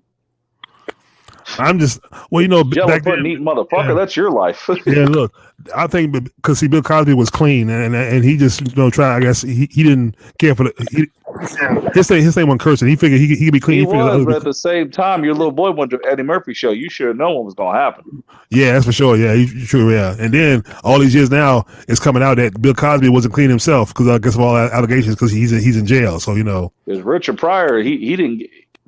If he gave you his damn advice, he was raw about that shit. He didn't give a fuck what he said. He didn't care. Oh yeah, neither did Eddie Murphy. I mean, they were both one and the same. Even Red Fox cursed when he was doing stand up years before he did Sanford and Son. Yeah, imagine Richard Pryor's your damn dad. Daddy, I brought someone over. Who's that bitch, motherfucker? But at Harlem Nights, boy, they were hilarious when they were on the nightclub. He said, didn't I tell you not to mess with that woman? I was just saying hi. Yeah, but you got a way of saying hi. Oh, and remember the boxer, the stuttering boxer? Hey, Sugar Ray. That was Prince Price with Kevin. Sugar Ray. Remember? Mm-hmm. It was good, but okay. Yeah. Definitely didn't mean to get off the subject with that. Yeah, I tell you, we went way off the subject. We went way left now. Woo. No offense to the viewers, but it is not making fun of it. It is just trying to be positive with the ham because we all know Road Warrior's gone. It is a sad damn thing, and I will miss Hawk for a long damn time. Yes. Yes, sir. Yeah, I'm gonna miss Hawk, and I miss the Road Warriors. I just miss that whole era. The Road Warriors to me were the main event of that era.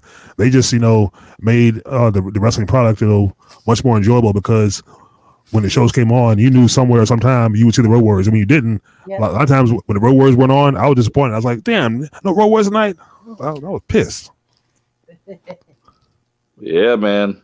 Because I couldn't watch the NWA show without a Hawk promo. It was just it was incomplete because when Hawk cut a promo, then you were satisfied. It's like, oh yeah, man. You'd be satisfied too if Jim Cornette gave a promo. I'm sorry, but his promo. Yeah, he was funny. Yeah. Oh, speaking of Jim Cornette, real quick, he's funny now on his podcast. Look at this. This is about Dana Brooke. He made a comment about Dana Brooke's plastic surgery in face, and Dana Brooke got wind of it, and she replied on Twitter. I can see the screenshot. But then that word got back to Jim Cornette again, and you know what he said? He says her face looks like somebody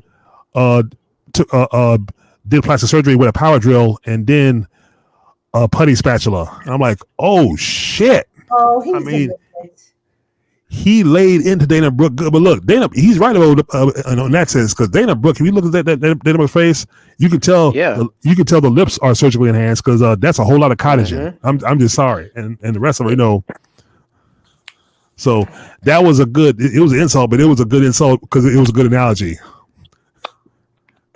He said somebody took a power drill to her face, and after the power drill, they took a putty spatula. I'm like, God damn. But has he looked in the mirror? Somebody took a power drill to his gut, fat fuck. Yeah. Well, yeah. Okay, yeah. Well, of course, yeah. He has gotten chubbier. I mean, he's getting older. He probably eats or snacks a lot. Who knows? Who cares? He just needs sometimes no one to shut the fuck up. That's not gonna happen. That's wishful thinking because he'll quit like you said, Christian. He'll probably after this Saturday night on AEW Double or Nothing, he'll probably rip apart the main event match, the Stadium Stampede match probably anyway. So Yeah, but you know what? His star has fallen. Oh yeah, because I think the more he insults people on his podcast, the more. So look at this. Even Seth Rollins shot off at him, responding to him about the insults he did on Becky Lynch's pregnancy and stuff. Yeah, he needs to. He's not getting the numbers he needs to. That person who does How to Dad in New Zealand gets hundreds of thousands of more views than he does. Wow, yeah. Well, see, I think when you're one dimensional and all you do is talk negative shit, that comes back on you. And despite Jim Cornette being a legend, people are. I've heard now a lot of people are losing respect for him because of these podcasts. Yeah, because the things he says are just. Ugh. Okay. All right, let's go to the main event now. Owen Hart, God rest his soul. Yes. All right, so. Some serious That's shit why now, I changed folks. the picture. Got to represent Owen Hart. And that's the picture too. And before I do, the first episode that we cover rotates to Dark Side of the Ring, Chris Benoit. That whole tragedy.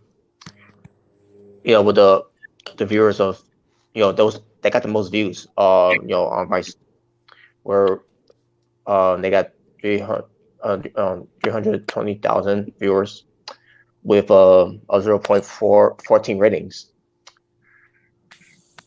Owen Hart's episode, it surpassed it with 349,000 viewers with a 0.18 ratings. I knew it was going to be higher than the Benoit tragedy because because they wanted to know what Martha Hart will want was going to say on Dark Side of the Ring here, where it pertains to Owen Hart. So basically, from this Dark Side of the Ring, Martha Hart talks about her late husband, Owen Hart, where she's been angry with the WWE over his death, and the rest of her family sued the companies soon after the pressure and to Owen's chance to own that stunt that it did, resulted to his death. Where the WWE settled with the Hart family of $18 million in the year 2000.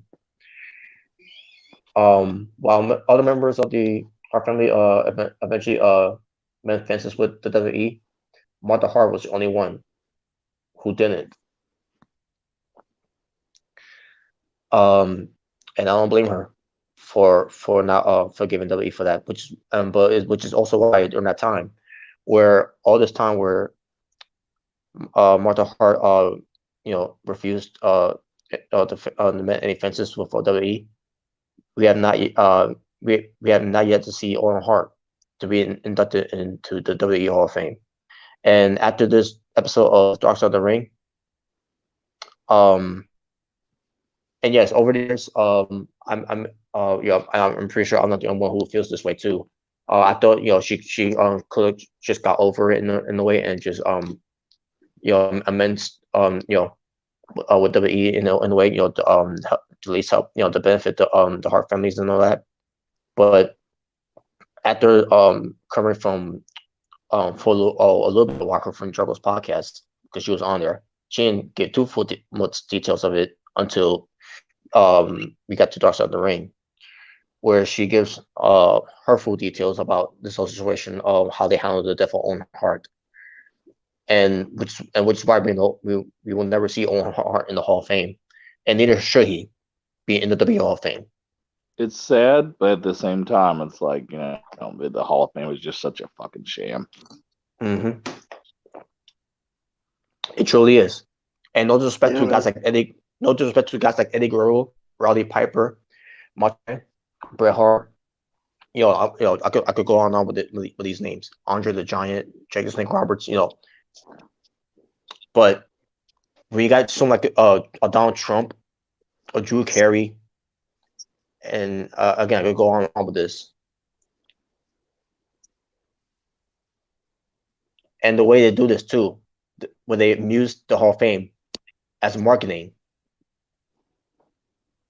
A marketing tool in a way, especially with the pertains to the Warrior Award, where it should have been the Jimmy Miranda Award, which Ultimate Warrior wanted them to do, and they didn't do it. They spin it, they lie, and say change the stories and all that about what Warrior meant.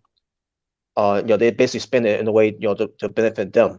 It's all just to benefit them and not to benefit us wrestling fans.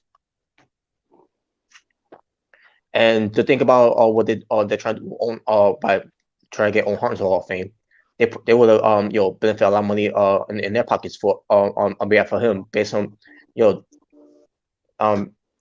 despite how they treated Owen Hart after his death, and it just sickens me. So let's get to this.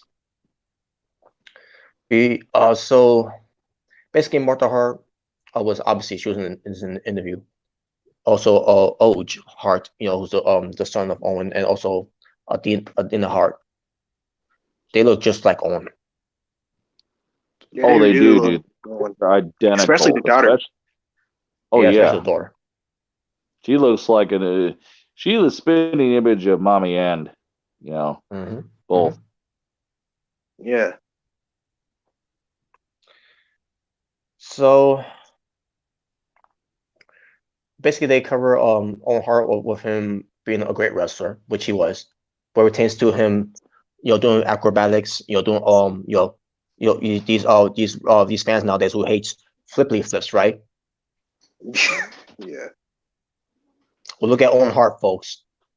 So for those who are now for those who in this day and age who hates flippy flips, Owen Hart was the originator. He was the pioneer of that. So, any flippy face of wrestlers you hate, you might as well add Owen Hart in that category too, if that how you feel. Mm-hmm. Exactly. Man was ahead of his time when it came to his moveset too, man. Holy shit. And he was great, man. His craft, yeah, and it showed too on Dark Side of the Ring. It was pitch perfect, man. He was so good at it. And this thing, he didn't want to be a wrestler. Not everyone knows about this. He didn't want to be he never wanted to be a wrestler. That doesn't mean he hated wrestling. He just never had interest in being a wrestler.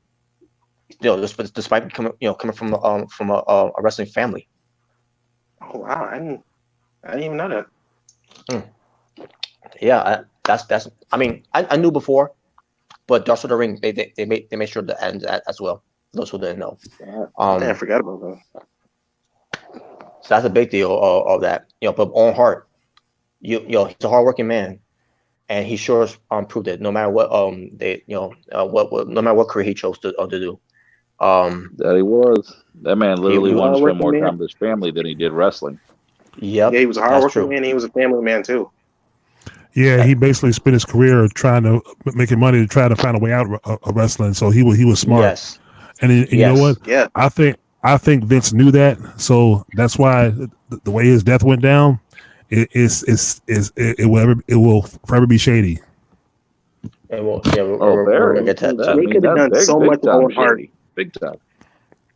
Like they could have done so much with Owen Hart. Like just, They should have. well, I'll get to that later. He was great. Yeah, we'll get to that too. So yeah, so that was covered. You know, with Owen Hart, you know, being a great wrestler and everything else that was behind that situation as well. They talk about how they, you know, how Owen Hart. I mean, not. I don't think they talk too much of it, but there was a deleted scene for those who haven't seen it on YouTube. Where it pertains to the deleted scene of Owen Hart, where it pertains to him being a prankster, which I'll be hearing a lot of stories about Owen Hart was prank. Oh my God, was pranking jokes to everyone into the F man, including the Undertaker. Oh, he did that. Oh, the Undertaker. No, it wasn't covered with pertains to Undertaker on there, but I heard from other people where it pertains to Paul Bearer telling stories of it, where it pertains to cucumbers. Because Undertaker he hates cucumbers. He does. I Yes. hate cucumbers too. Yeah, he said that in the last. Wait, why? He What's wrong also with said. cucumbers? He also said. I just don't like them. That's why. Yeah, he also said that. He also said that in the last ride. I'm thinking Michael Jordan. Yeah, Save the last taker. Yeah, by the way, Last Dance, you know, I recommend. For you know, but Last Ride, he said that in the documentary too, that he doesn't. Oh, that's when he was in that chili chamber, right? Yeah. Mm-hmm. Yeah. Wait, he basically he was puking because he had cucumbers. Yeah. And ever since then, he hated cucumbers. Well, the first thing I said when he said that was like, I agree with you, Mark. I don't like cucumbers either. So when Owen Hart found out about this, pull prank on that one on Trigger then. So how he did it, he put cucumbers on his boots at one point, and then obviously Undertaker felt something, and then it was something about his gloves that he put cucumbers. Like, what the fuck? Like, why would you do that to the Undertaker of all people? But at the same time, man, it's Owen. That was Owen, man. Taker must Well, have been also pissed. back then, you got to remember, like, everybody was trying to break Undertaker's character, too. Yeah, Yes. Austin did the same thing to Taker. They were all trying to do something to him to make him break kayfabe, even backstage. Yeah. Like, okay, we need to see if we can break kayfabe with this guy. Damn, Taker must have been pissed as fuck with the cucumber. You motherfucker. Yes. So yeah, Owen Hart, man, he was a legendary prankster, man. And there's a lot of stories. I want to hear about that, but which is Owen Hart, because it's got to be a lot of pranksters, pranks, jokes that he did, not just in WF, but also other things too. For example, also on the deleted scenes on YouTube that were chance to Martha and Owen doing like a jogging or doing a marathon, whatever it was, and then Owen Hart's like, would you stop running after me? I don't want to go out with you. To his wife. I guess I guess that's how you pimp it, dude. Yeah. Oh man, but that was Owen Hart, man. He loved life so much that he finds some good humor into that, and that's a good example where it tends to be not only a prankster but a troller. Oh man, it's just that even when Owen Hart does this to wrestlers at hotels, and the story with Vince McMahon with a lot of pigs in Vince McMahon's office, and Vince was pissed. He's like he knew who did it too. It was just, oh man, Owen Hart, man, he was joyful, man. What was Vince not pissed?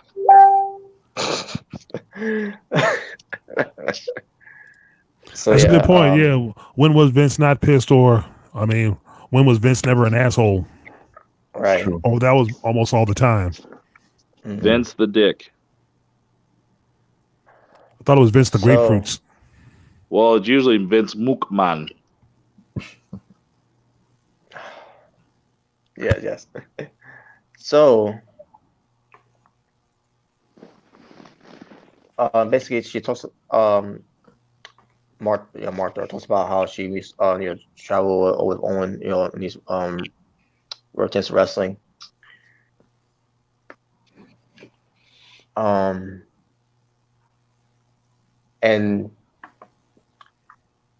he says about how Owen Hart, he always loves to entertain, the fans and everything, and also pertains to Owen Hart that he didn't let the wrestling, get in the way of him having an ego. Basically, he wasn't about having an ego. He wasn't not about having a fame and fortune. Where he's like I'm better than you and all that. He was just just he just treated people like they're created equal, and that was the type of human being Owen Hart was too. And that's why I respect Owen Hart too. Where because that's the thing I never knew about Owen Hart either. Because that was kind of rare. And it's nothing too. I in a way I kind of do in a way after years later, but on Dark Side of the Ring, when Martha Hart was spotted, I'm like, man, it's a shame that he's not here anymore. Yeah. Yeah. Same, because I never actually get to witness him in my childhood. Just just imagine Owen Hart versus guys like Eddie Guerrero and Edge and Chris Jericho. It's like, oh man, he would have had a better. I'll tell you what, he would have been used better during the Ruthless Aggression era, because during the Attitude era, they didn't really have shit for Owen during the Attitude era. They didn't have shit for him because he was more of a wrestler. Chris Jericho says something that I really agree with. More in the early '90s, but he would have been more better if because right after that year he passed, you started to get Edge and stuff like that, and even Jericho said the same thing. Plus, Jericho said plus with the Ruthless Aggression era, they started segueing more into the wrestling aspect. Yeah, if he was still alive, during that time, facing guys like Eddie Guerrero and such, his career would have been up the roots. And that would have been too about. Yeah. They talk about it too here on guys like Kurt Angle, Chris Chris Jericho. Dude, prime Owen Hart against prime Kurt Angle. Mm-hmm. Oh, that match would have been legendary. Talk about a 5-star match right there, man. Shit would have been lit like a motherfucker. If that was happening at WrestleMania, WrestleMania. But here's the thing with Owen Hart and Kurt Angle. I've been hearing stories there that I think Owen Hart and Kurt Angle used to work together. Together, with Kurt Angle, starting train to be a wrestler and all that, in WWF, and then Owen Hart, where her some interviews before, it's like, he's got this, man. He picked up just like that. Oh wow. So basically, Owen Hart, he worked with Kurt Angle at one point. Oh wow. That's amazing. Okay, so one time Owen Hart couldn't do a flip without landing on his feet. I don't think that motherfucker ever fell on a damn thing he did. Oh, he was like a cat, man. He lands right on his feet. I watched 80s wrestling too, and when he was starting and shit, oh fuck. I was actually watching the Owen versus Brett match, because they were talking about it in the Dark Side of the Ring. And I went to go watch in W Network, and it was like, when I was watching, it's like, this is a really great match. It's like, wow, this is really great. Mm-hmm. You was gonna say something, Christian? It's like, how can you not put the WWF Championship on this guy? There were talks to at one point he could be champion, but they never ran with it. That's a shame, man. He would have been a good WWF champion if given a chance. Yeah. So Jordan put in the private chat.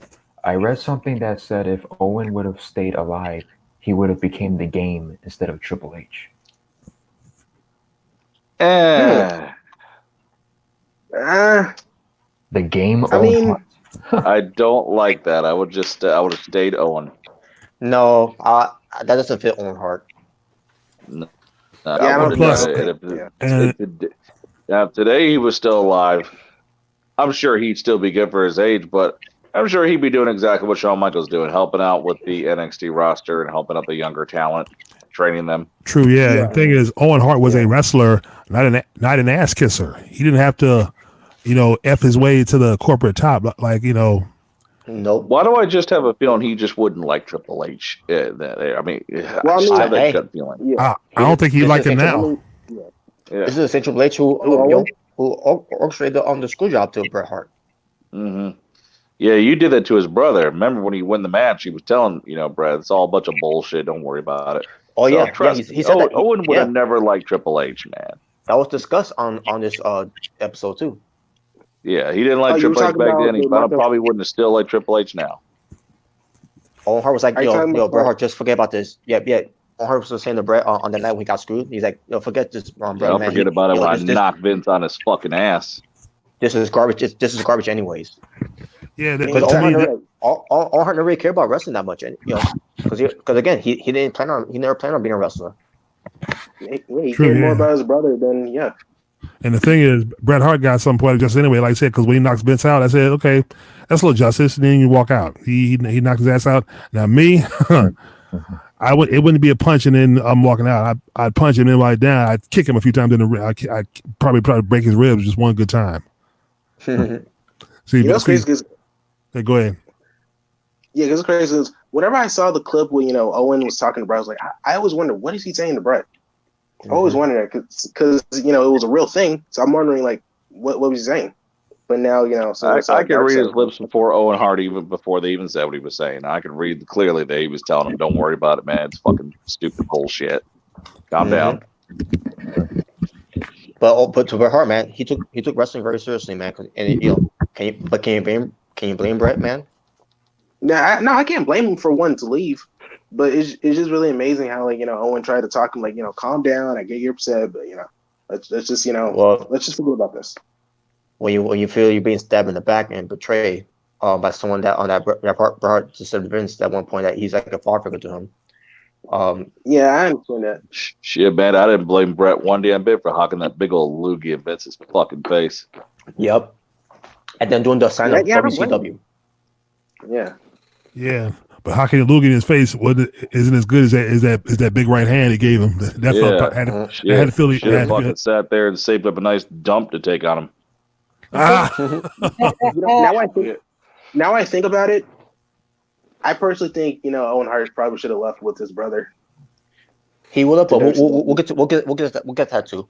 But also, Bret Hart versus Owen Hart, WrestleMania 10, opening match, great match.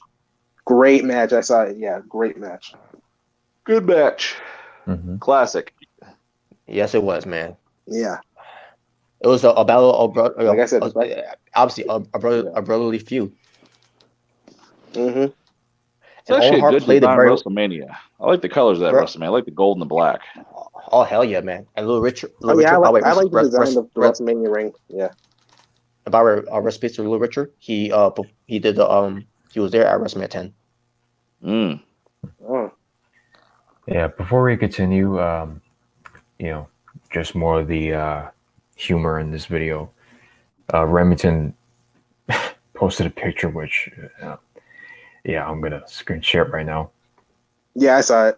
Yeah. So for those of you who watching right now, the 10 people watching right now, this is when you're high as fuck and someone says McDonald's. That's a good picture somebody made of Undertaker. Oh, God. He said McDonald's. Yeah. That's a good one. McFlurries. Oh my God. Why is that not on a t-shirt is beyond me. Is that from the network? Yeah, that's from the Last Ride documentary. Well, I haven't watched it because again, I'm done with WWE, and I'll get to why. Oh, dude, I've been watching the clips that people have been making on YouTube. I ain't paying for that shit. And I don't mean in disrespect to The Undertaker and all that. I'm pretty sure it's a great documentary about The Undertaker, and I heard a lot of reviews of it. It was great, but I don't care for it. Yeah, man, it's like you ain't getting my $10 just to watch that one special. Yeah, go on YouTube. So, exactly. Or you could download it somewhere, But I know one. But anyways, I digress. But yeah, Owen Hart, man, he plays the Joe's brother and the spoiled brother very good, man. He was very entertained with that one. And let's not forget that infamous promo. That's where I kicked your leg out your leg. Now it wasn't. Oh yeah, I'm a winner. Woo! Yeah. But that promo was not on the Dark Side of the Ring. But I wish it was though. Yeah, that was a good line. Kick your leg out your leg. I kick your leg out of your leg. Well, dude, to me that was the new like break your back and fuck your ass quote. To me that was like part 2 to it. The funniest one I've heard. Yeah. So we get to the point where, by the way, I also want to point out too, Bret Hart versus Owen Hart from SummerSlam for the title. Great match too, except for one thing. That was in the main event. But Taker versus Fake Taker was. Yeah, Brett versus Owen should have been the main event. That was ridiculous. You're telling me that Taker match versus Fake Undertaker main evented? Yes, I remember it being SummerSlam, but I didn't know it was the main. That was the main event. I didn't know it was the main event either. The story is that would have been like WrestleMania having Kane versus the Fake Kane. Like what? Oh man. Yeah, that's true. That's a good point. Don't remind me of that. That being a WrestleMania main event, I'd have been like, what the fuck? I wasted about $60. Yeah, Kane versus Luke Gallows in the Kane costume. The fact that the fact they had real Glenn Jacobs losing was pathetic. Dude, the fact that was on a fucking Armageddon paper, the fact that was on a WWE pay-per-view alone. Oh my god. Like Armageddon too, wasn't it? Kane versus Kane? I think it was Vengeance. It was Vengeance? Either way. Yeah. Vengeance. Fake. Either way, dude, I wouldn't even have put it on Taboo Tuesday.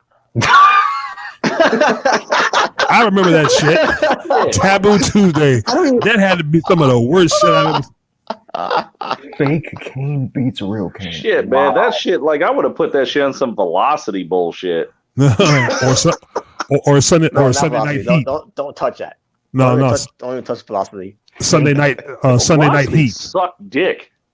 Oh no, yeah. Hey, anybody remember Sunday Night Heat? Remember that shit? Oh yeah. Yeah, I remember that. No. Oh, okay. Well, just as bad as Velocity. But, Yeah, I remember Sunday Night Heat. Yeah, but yeah, you know what I'm saying. Like that shit should have never even main evented. That shit shouldn't even be in a pay-per-view. Yeah. And Undertaker versus Taker. Okay, maybe if you would have put it before and then made Owen Brett the main, that would have made more sense. Yeah, because that was a bigger story than Taker. Who's the real Undertaker? It's like I love Undertaker. That was my favorite version of Undertaker. But man, just watching two Undertakers just rise up every damn time and just chop each other and tombstone each other was like, yeah, that's a little boring. Yeah, like I mean, oh my god.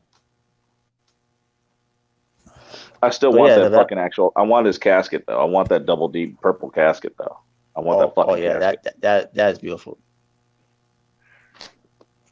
I put all my shit in and have it outside my house. But yeah, that should have been the night that Owen Hart should have won the title. Yeah. Yeah, man, he should have been WWF champion at least just one time. I mean, there's a lot of legends that should have been WWF champion one time. But he was still one of those guys that stuff looked great even with the belt. Yes, but also he was on the same year. I meant to say he was King of the Ring. Oh yeah, he became the King of Parts. Yeah, he won the Intercontinental Championship, right? He didn't win Intercontinental Championship, European Championship, Tag Team Championship. Yeah, 2-time Segment World winner. Winner too. Yeah, 2-time Segment World winner. He should have kept the pink and the black gear too, man, just like his brother. Because honestly, I didn't really give a rat's ass about the black and the yellow caution tape look. Well, that's supposed to be. I think that's supposed to be Nation Domination look for him. I guess maybe. Yeah, I just didn't care for that one. I was like, man, the pink and the black and the white was the best. Mm-hmm. But it also showed that he was dangerous to mess with, which he would. Because he's the one who broke. Owen 316 says, "I just broke your neck." Remember when he had that Slammy Award? That shit was gold. Yeah. You always like have him kiss him. Yeah, I loved it, man. And he was a heel. Me watching Owen Hart as a kid, man. I didn't care he was a heel. Same thing with Roddy Piper. I didn't care he was a heel. I enjoyed their acts. Nothing. He actually looks good with short hair. Owen Hart. Mm-hmm. Yeah. Obviously, my God. Yeah. But also Owen Hart, before that he was also he was known as the Rocket, Owen Hart, and Yeah. and then the rest was history, man. With him, that all we accomplished. Yeah. Like the whole yeah. So we get to all that, and we get to the point where when Brett left WWF, Owen Hart ends up staying, and that's why he stayed. He signed a contract that was extended a 5-year deal, and he can't get out of that contract. It was so basically WWE has been known doing this for years, and Owen Hart was one of them. I had no idea that was the case. The thing is, you can get out of a contract. You just need a good, dirty lawyer. Because the thing is, if he really wanted out, and he should have. And the thing is, think about it. Okay, he signed a new contract, a 5-year deal. That 5-year deal will never come to fruition, as we all know. Basically, he trapped him and then killed him. Pretty much. We'll get to that part too. Okay. We'll have all our thoughts about that too. It's gonna be rough when we get to there. But Owen Hart staying, he got raised, which he did. Damn. He was gonna get a big push, against Shawn Michaels. Okay, he's gonna get a big push against Shawn Michaels for the title, but then Shawn Michaels and Triple H, they were complaining, and Owen Hart ended up not being the guy to be the one to be champion, or to be because they'll But obviously, Shawn Michaels, he runs the place now, because he thinks he's hot shit and everything, and y'all should know that history with Shawn Michaels at the time. Well, who's Damn. Jalen? I'm sorry. Hold on. Turn this off. Okay. Okay. Okay. So I thought it was bullshit that Owen Hart, well, he sure got that push, and the fact that and this is the thing that he does when you sign them, and you promise them something, all of a sudden they break that promise, they lie to you, and they keep you there, and that's how I feel about Owen Hart. At that point, I feel like Owen Hart was trapped at that point. Pretty much. Because he didn't want to be there anymore. Because why would he? He witnessed his brother getting screwed, getting stabbed in the back by a company that made him a lot of money. At that point, I would have just wanted to stay home with my family and enjoy my time. Mm-hmm. Yeah, man. But then again, Owen Hart would have been sued because he would be breaching his contract, or whatever, and like, it was a mess. It was a fucking mess at the time, and Owen Hart felt like he couldn't get out of it. Yeah. Dicks, man. Selfish, greedy dicks. And for what? For what?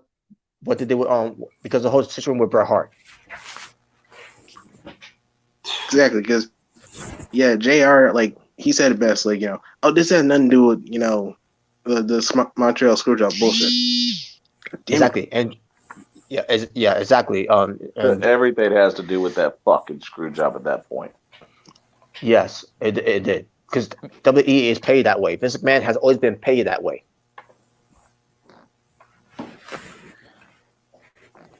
But yeah, so from there they know what to do on Owen Hart, Also, basically Owen Hart from there he's been known as the Black Heart, and basically he had a match against Triple H at WrestleMania, and basically because they didn't want Owen Hart to be the one to go over on Shawn Michaels and all that, and they decided to move him, because he never had that match. I don't think if I can remember, Owen Hart moved away from Shawn Michaels and ended up being with Triple H because they feel like they get Triple H can get over.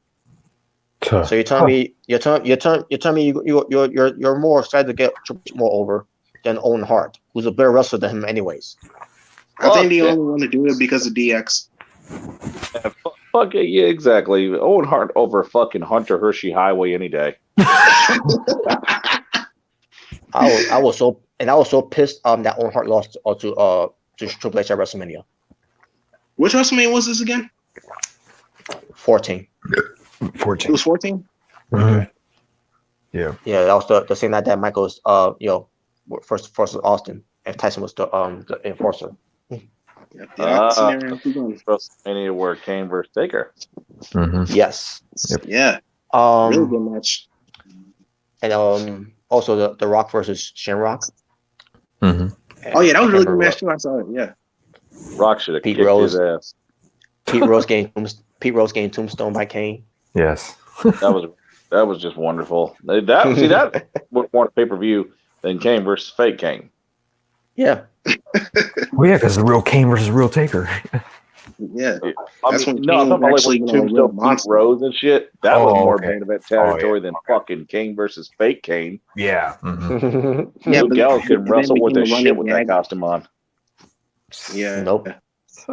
And if I'm not mistaken, I think it was the same night that LOD, Legion of Doom came out, and they had Sonny as the manager. Yeah. Luke Gallows and Kane have something in common. They both played. Luke Gallows got to play fake Kane, and he gets to play fake Diesel. So they got something in common. Yeah. Oh, I never thought of that. Wow. Yeah. Because he looks like Diesel. That's what I'm saying. Yeah. So, Owen Hart, after that, they didn't know what to do with him, so he was part of the nation, and then after that, they didn't know what to do with him next, and they had him paired with Jeff Jarrett as a tag team with Deborah, and they wanted to do this thing where Owen Hart is having an affair with Deborah, but Owen Hart didn't want to do it. Owen Hart refused. I'm like, thank God, because he just the word Jeff Jarrett, associating Jeff Jarrett with Owen Hart just makes me sick. Oh God. At the time, I was fine with that. Despite how I feel about him right now. But yeah, I noticed it at the time. I was like, are they trying to do something with Owen Hart and Deborah here? Because I know there was something there they were trying to do there, but then they went all the way with it. And now I know why. Because obviously years later, finding out about it, Owen Hart didn't want to do it. He feel like this is not what pro wrestling is about. And obviously, but when he said that to Vince, how Vince man hates that word, and how Vince man doesn't like going against his vision. He's feeling he's got to punish you. So what does he do? Make him a joke character by having him come back, bring back his original character that he came on before, the Blue Blazer. Yeah, I'm glad that's the best you come up. Dude, that was like the Hogan Mr. America back then. It just didn't look right. I'm glad that's the best you came up with for Owen. Yeah, let's put him in a fucking Lucha Libre costume and call him the Blue Blazer. Like, fuck off. You know what? I think they should have had like Owen Hart before CM Punk did the pipe bomb. He should have had his own pipe bomb or something like that. You know what I'm saying? That's what I feel like what Owen Hart did when we confirmed Vince McMahon when called Black Heart. The Black Heart gimmick, yeah. You call that worthy, man. That's how I feel like it was. That could have been worthy. Yeah. But of course, But I thought that was good. I thought that was a good role for Owen Hart. Based on what they do with him later. And I didn't mind him being a part of the nation too. Despite it's basically the way of saying, "Oh, we don't know what to do with you because you're a Mick Carter. We don't care about you." And on top of that, you're a Hart family. Basically, it's the whole back to the whole situation with the Marshall Screw job. Yeah, the tag team with we're still salty about it. Yeah, we was tag team with the Rock in the Nation. That was good shit. Yeah, I like his theme song. Yeah. Hell yeah. Enough is enough, and it's time for a change. Yep, exactly, man. It's Owen Hart, man. He's very good at what he does. before I get to further, we're about to get to we're about to get there.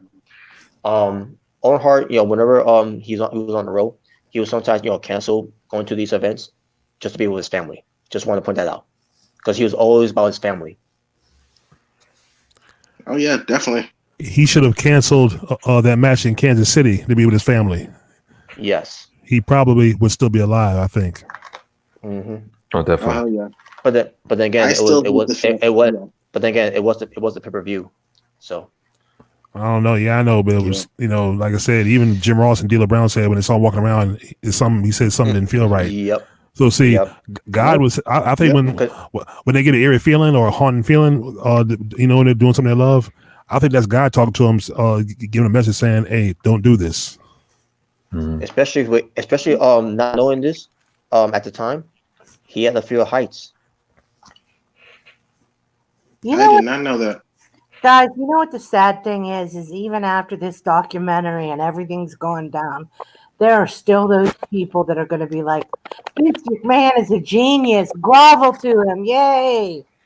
Dude, they'll defend. Like I said, they'll defend anything Vince McMahon does. Anything. Yeah, Yay, that's just man, yay! to me that's just blind ignorance. I That mean, is it. Exactly. that's a blind ignorance. You see what this man has done. This man basically, he's not no creative genius. He's just gotten rich off the blood, sweat, and death of wrestlers. That's all he's Yeah. done. That's what he did. He's become a billionaire. He's become a billionaire at the expense of blood and death. Yeah.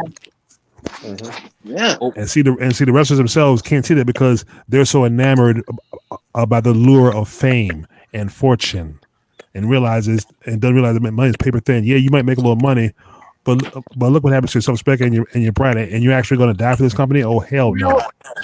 And you know what, too, Malik? The man is a shady criminal. Oh, of course, yeah, he was a criminal from day one. And I bet his father was. I think his father was a criminal too in a way. His father was just shady. That's where it came from.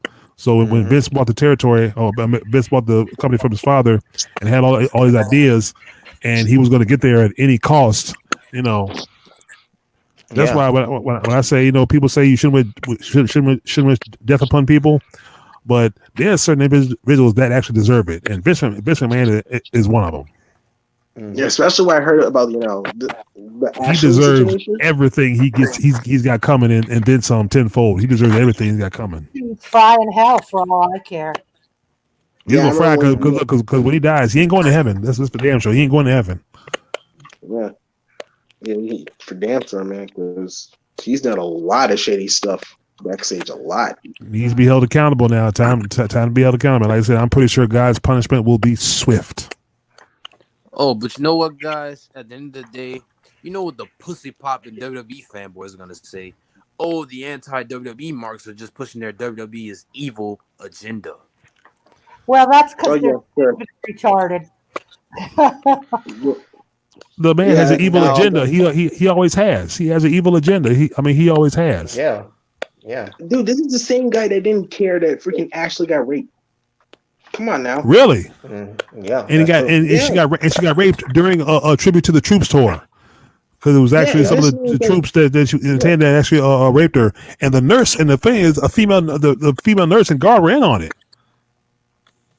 Yeah, and Vince McMahon was just like, "I'll shake it off." I gave you some money, shake it off. I ain't gonna shake it off. It was something like that. Yeah. You can't toss money in my face, but you try to even pay me or buy me off. I'm gonna put the gun in your face. Experience. Yeah, for those of you watching the video right now, we actually did a video on that topic. So, just let you guys know. For those of you who haven't watched it, it was last year, right? Yeah. One bad experience. Get the hell out of here, man. Yeah. Probably this week, no chance, and everybody will be doing that thing, waving their arms for Vince McMahon.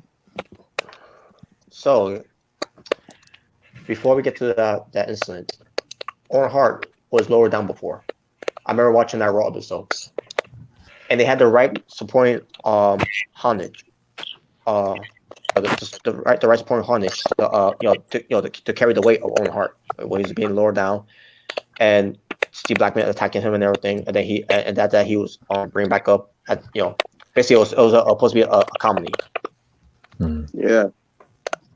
So then we get to the pay-per-view itself. Now, during the pay-per-view, I have no idea they was going to be doing an entrance. It was never even mentioned on TV that he was going to be doing his elaborate entrance as the Blue Blazer. But before I get to that, Owen Hart was at home, getting ready to go to the airport. He had his son Oach with him, and then basically to pick up Owen Hart's mother, Helen Hart, where he told his son to look after your mother and your grandmother and all that. It says I love you and everything. Now that couldn't mean anything. That didn't mean that Owen Hart he felt like he knew something was going to happen to him and all that. It's just that but it was for his son to keep in mind on. But since what Owen Hart said to his son before he went and that's the last time that Oj saw his father. And here's the thing, Robert. I know what you're getting at, but like I mentioned earlier, it's because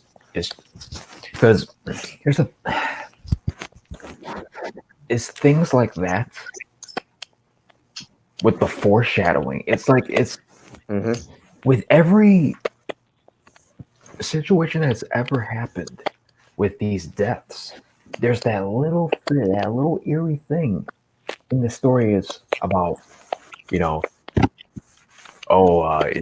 like we mentioned earlier with Shad, where he said to JTG, oh, I love it. If I were to die one day, I love it like a brother, and then he dies,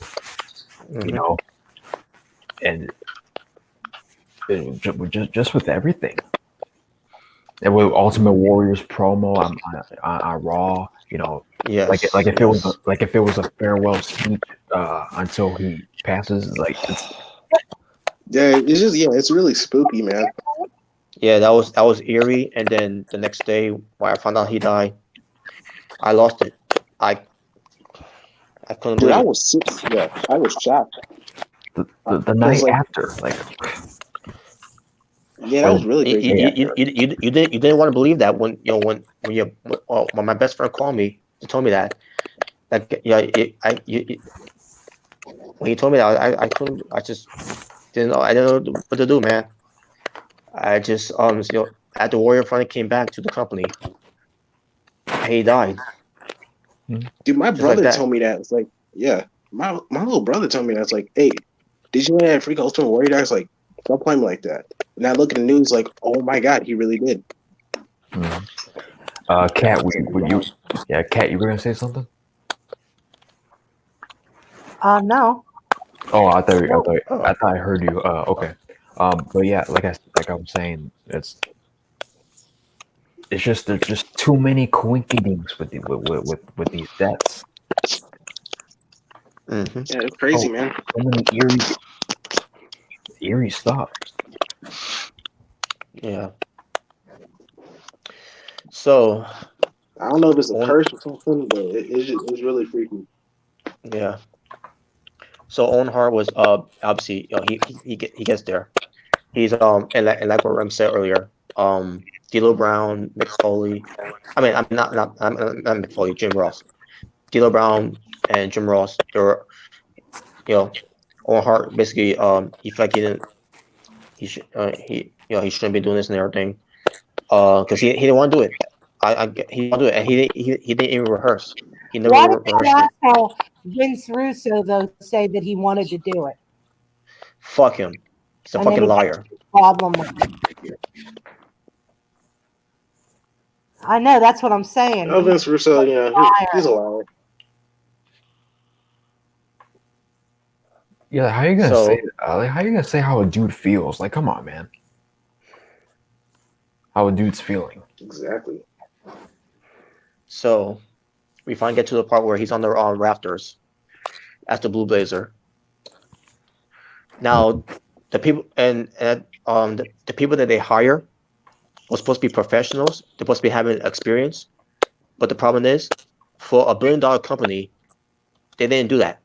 They didn't hire any. They didn't hire any expensive people to do the job. They hire a cheap, people that had no experience and was not a professional of it. And the harness that they used, what pertains to the the thing they used to lower Owen Hart down, and Martha Hart described it in this and also talked about it, and also she showed it on Dark Side of the Ring. She still had the all the evidence and everything. The way it looked like it's something you use for your keychain. Yeah, that was when she showed that. When she showed that, I'm like, wow. Yeah, I'm like, what the fuck? And go ahead, Jen. You mean to tell me you make millions of dollars? You're $1 million company, and you can't even freaking get professionals to do a freaking stunt? Are you for real? Especially how much money they were making then with the viewership, during the Attitude Era. With the viewership and the merchandise. Come on, man. Billions. It was Stone Cold being on the top guy. So a lot of merch. Yeah, you would think. Yeah. Well, Austin being the top guy, everybody ate in that company. Right. Yeah, you would think that they would at least have enough money to get professionals to do a stupid stunt, but no, they had to take the cheap way out. And look what happened. But guys, Drift Pride made a good point in the comment section. He says, "I bet they didn't cut costs that time." Shawn Michaels roped down from the ceiling. And it's a good thing you brought up too, because that's good thing you brought up too, because guess what, Vince McMahon, he tested it before Shawn Michaels did it, and and I can't remember what it was. I think it was like a WrestleMania Story DVD, whatever it was. That Vince McMahon did that. That he I'll test it first, and I'll let my employees go right ahead and do it. And with the whole Michaels entrance for WrestleMania 12. So I never heard anything about Vince McMahon, rehearsing, just that he's going to have Owen Hart do. Never heard any story about that.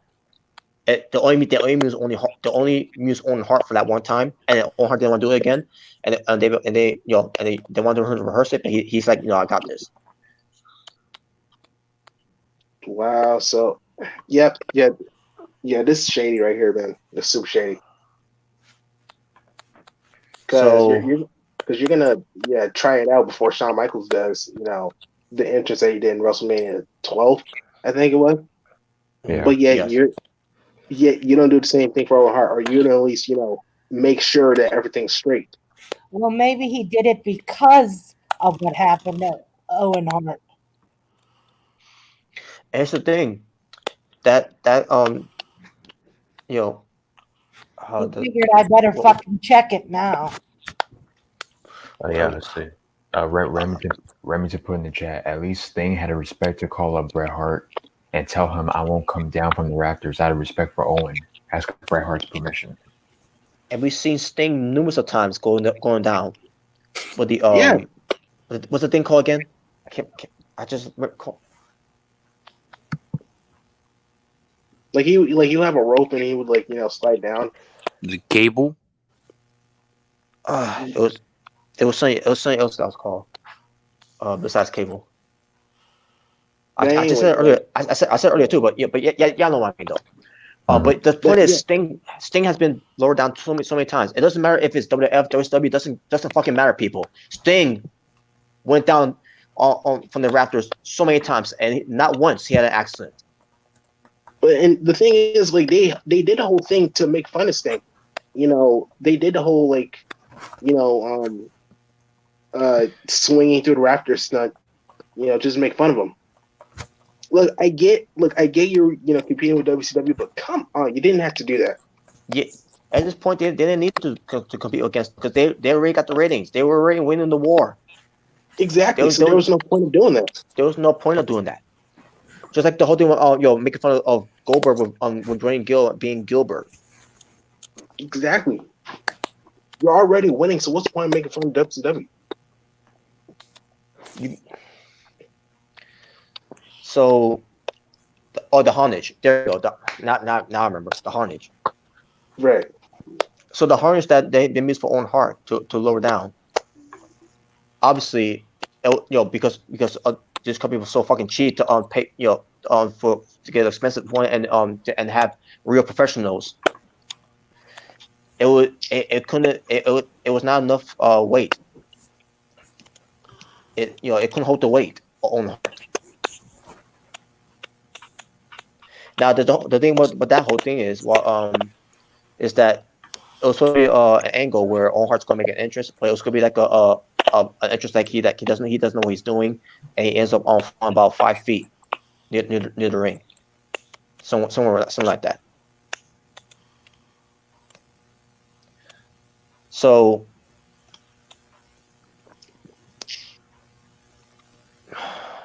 it's just hard to talk about this. Okay. So Owen Hart, as the Blue Blazer, he's doing his entrance while they're showing a video package of Owen Hart, as the Blue Blazer, because his next match was against the Godfather for the Intercontinental title. All of a sudden, they show a reenactment, which, by the way, I thought the reenactment on the show was fantastic the way they did it. With Jim Ross, and Jerry Lawler.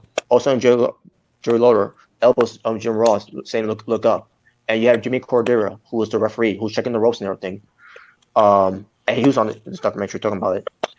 Basically, Jerry Lawler noticed Owen Hart fell, and as soon as he fell, Jerry Lawler immediately got out there and to check on Owen.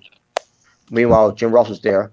He had to talk to us, say we have a problem and everything, and they show Kevin Kelly interviewing Owen Hart, when he was the Blue Blazer, that promo of him, kind of promo on Godfather. And then they show the shots of the crowd, because Jim Ross was explaining to us, it's not when your typical wrestling storyline and all that. It's as real as it can be and everything. Watching it, I don't know what was going on. I wasn't because I was watching the preview live at the time. I don't know what to expect of what was, because they didn't, I like saying I was thinking to myself, he didn't really fall from the ceiling, did he? Like, there's no way. Like, that's what I'm thinking in my mind watching this. I'm like, there's no way that he fell from the ceiling. That there's no, it couldn't, it just can't be. Maybe he felt like, maybe it was like a stump went wrong, as he got to the ring, or whatever. Because again, they never said anything about him making an entrance from the ceiling. Never.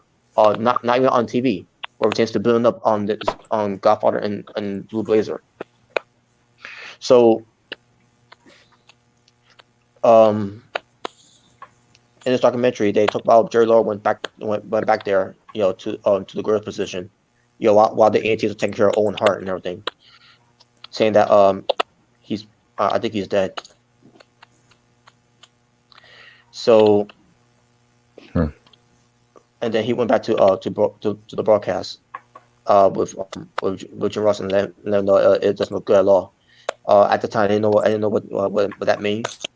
All I could think about at the time, I was like, I was hoping maybe he was okay. But and then they, and the worst part is they still continue the fucking show. Yep. And on top of that, they show the ring, and I saw a blood stain.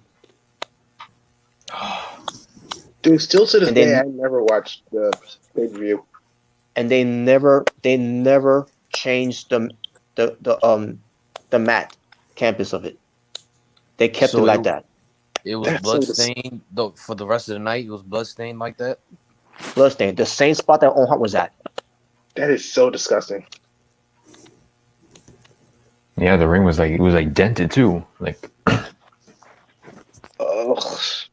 They show Owen, and then they show Jeff Jarrett in this documentary where he broke character and says, "Owen, I'm praying for you." So they show another footage, a footage that I'm pretty sure you also know about. That's been shown on YouTube numerous of times. For those who don't know what I'm talking about. Basically, first of all, let me get to Kevin Dunn. Let me get to Kevin Dunn first.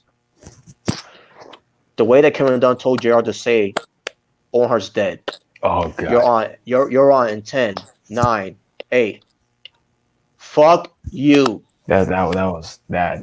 Wow. You motherfucking piece of shit. Fuck you and your fucking beaver teeth of yours. You don't even, dude. You don't even care that Owen Hart died. You just say, "Hey, Owen Hart's dead." You're on air. Like Hey, really? anything he can do to suck Vince's cock. And You don't even have the common. You don't have the common decency to like just announce that Owen has died. Just announce it. Like yeah, I you remember. just say like yeah. I remember hearing about it way back when. At that time, I'm like, wow, that's just. And Who then cares like, more about money than a person losing his life? and then yeah, like Jim Ross, he was on that documentaries. Hey, do you got any updates? Like they weren't giving him, they weren't saying anything to him. No. No, they weren't.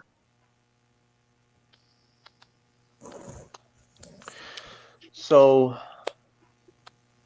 the way they handled Owen Hart of dying, because let's face it, since he fell down from the ceiling 8 to 90 feet all the way down to the ring, he was basically on the way they described it. He turned blue and everything, and and they tried to revive him. He was already dead. Mm-hmm. And they want to play off saying that he unfortunately died. He didn't make it. As soon as he got to the hospital, he didn't make it. No, he was dead. He was already dead before he got to the hospital. He fell from the ceiling. There was no way of there was no way of freaking surviving that. No.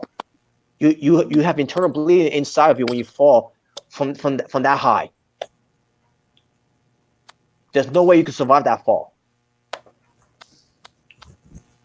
This ain't like Looney Tunes or Wile E. Coyote falling off of a cliff, and then he still ends up being alive at the fall of an impact like that. Mm-hmm. Yep.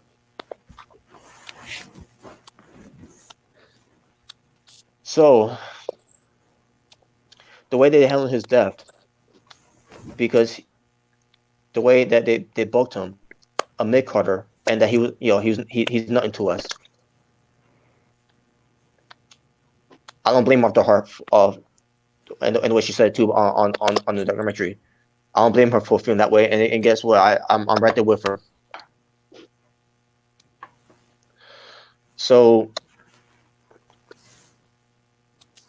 when Jim Ross made that announcement, because I was waiting for that announcement, and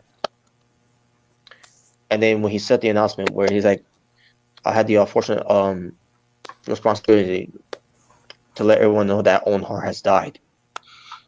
Mm-hmm. Now, at that time, I believe I was about 13. Yeah, I was 13 years old. Mm-hmm. I was just sitting there with my uncle, my sister, one of my cousins. I think it was either two of them or one of them that were there. And we all were wondering what was going on with Owen. And I was just sitting there in shock. I didn't know how to feel.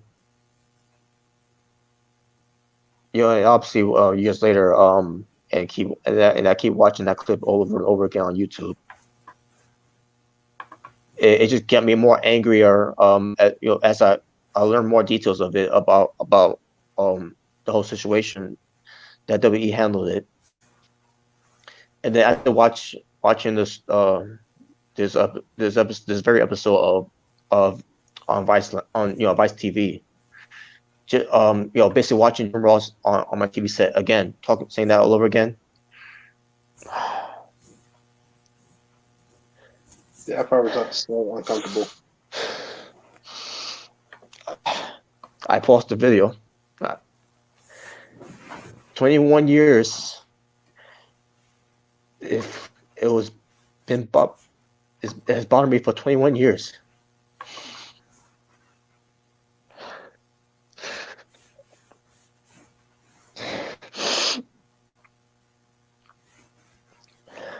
If this motherfucker, Vince McMahon, got away with this shit for 21 fucking years. That Owen Hart died on his fucking watch, and he still continued the fucking show.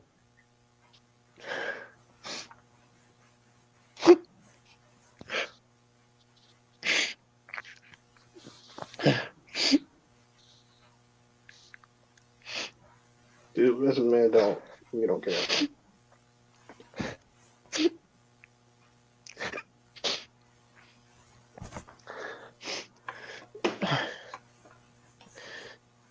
If only you guys knew how much Owen Hart was meant to me as an owner. I was a big Owen Hart fan. Mm-hmm. I didn't know how to live. I didn't know how to sleep after hearing that after the show was over. Obviously I wasn't school at the time. It was because I had to go to school the next day. I was having trouble sleeping on that night after that. And then they obviously did the Owen Hart the show the Patriot for Owen Hart. Also, this man called Martha Hart, and Martha Hart thought that Owen Hart was pranking her. Because that whole thing. And then this man said, "No, it's really me." And then something happened to Owen, and it's like he didn't want to tell her that he died. She had to hear from the hospital, and when she heard from the hospital, she started crying and everything. And then on that same, and then I paused it from there. I lost count how many times I paused it every time when something like this comes up, and then especially when she told her kids, like could think about Athea, she was basically still a baby, and Oj, a little kid himself as well, and she basically told him that his father's dead. Yeah, the father's dead, and I paused in there too. Like I lost count how many times I paused it. And I just couldn't help it. And I don't even want to, you wouldn't even want to be in their shoes, especially when you're that young, and you have to listen to that, like that. It's hard for fans, getting emotional. But just imagine being the kids and the wife at that time, which it could have been prevented. That's the worst part. Even when Jim Cornette. Yeah, go ahead. Yeah, I saw that part. Go ahead, Jordan. No, I was just saying that's the worst part about this whole thing is that it could have been prevented. Yes. Dude, as much as I don't like Jim Cornette, when he started to cry, I had to pause the video, man. I could not finish it. Robert, did you skip that part, or were you getting to that part? Yeah, I want to get to that part too. Jim Cornette, I never saw Jim Cornette. Of all my years of seeing Jim Cornette, on TV and everything, and ever chance to listen to his podcast, and after seeing Dark Side of the Ring, I've never seen Jim Cornette, break down like that. And I paused from there too. Because Jim Cornette said too, because he managed Owen Hart, he was there with, he bonded with Owen Hart, including the days when Owen Hart pranked him, Owen Hart meant a lot to him as well, and he said, that even he said that should have never happened. He shouldn't. That should have never. And basically, it could have been prevented. And the fact that they still ended up having him do it, and they still continue the show. And another thing that I don't know if you were getting to what Jim Cornette said when it came to what he said with Owen. when like Jim Cornette, he basically heard, from people that Owen Hart, like before he crashed down, he was actually yelling out, "Look out! Look out!" Like I don't want to hurt you. Look out! There's a man 100 feet up, and it's about to crash down. Everybody look out because I'm done. Yeah. So. And I heard a story a lot of times from Jim Cornette, and he told to hear again. He told to hear again. Not just from Jim Cornette, but from others too. That talk about this, when they heard stories of that Owen Hart, because Owen Hart was he was that type of human being. He was like a Shad Gaspard. Mm-hmm. Yeah.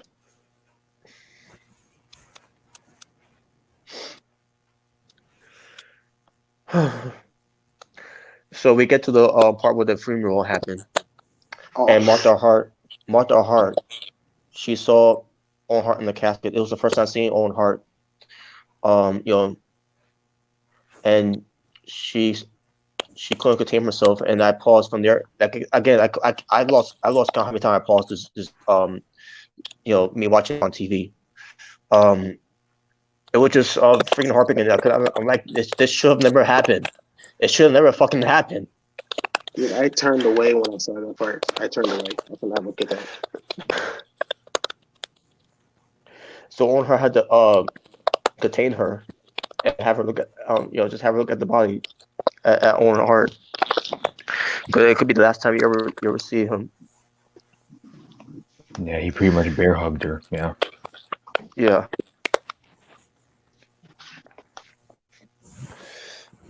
So at the funeral, a lot of people showed up, thousands upon thousands. Mm. It was like a celebrity funeral, man, for Owen, and rightfully so.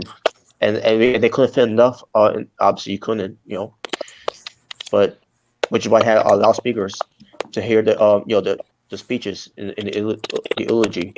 And Martha Hart said that she promised there will be justice for Owen Hart. There will be a day of reckoning for what happened. So we get to a part where Martha Hart had her kids to go to, basically to retrace Owen Hart's steps on those days before he fell. And he took his kids on the catwalk. She took her kids on the catwalk. Where Owen Hart, unfortunately fell. And that's something I thought I would ever hear. That's something I never thought that happened. Which is why Martha Hart, it was. She had every right to her side of the story about this whole thing, and then she talks about no one because basically she talks about how the police should stop the show and investigate this whole thing, because obviously he died on during the show, and she says what pertains to circus acts and all that what pertains to something like this we're all, because you never hear any actions from there either happening, and basically says that no one just falls and like that and dies. Something went wrong, and she was right, and she explained it in this documentary too, how, and we discussed it already or earlier, but they basically used the most cheapest thing, and also it was Owen Hart was lower down, right? And I always hear a story from Strong Waltman that may have touched something. No, Martha Hart in the investigation and all that. If that was the case, then then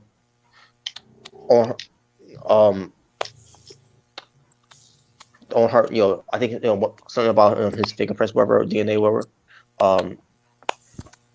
There was nothing said about that, because Owen Hart He was told. He was even told too. All you have to do is you hit click on the harness and it will release you.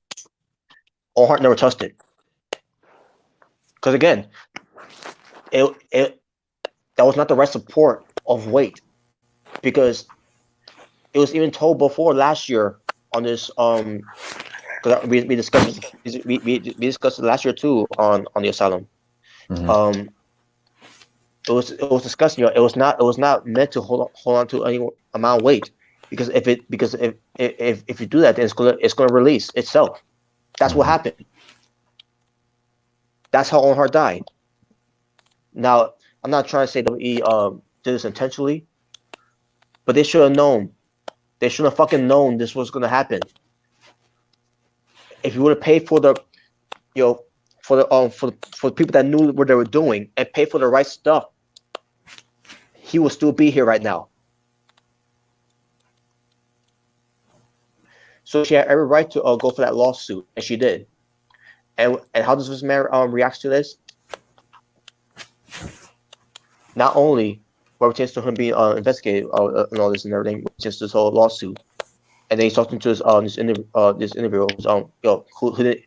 This man said he doesn't appreciate her tone. Like, motherfucker, you need to take that shit. Appreciate, dude.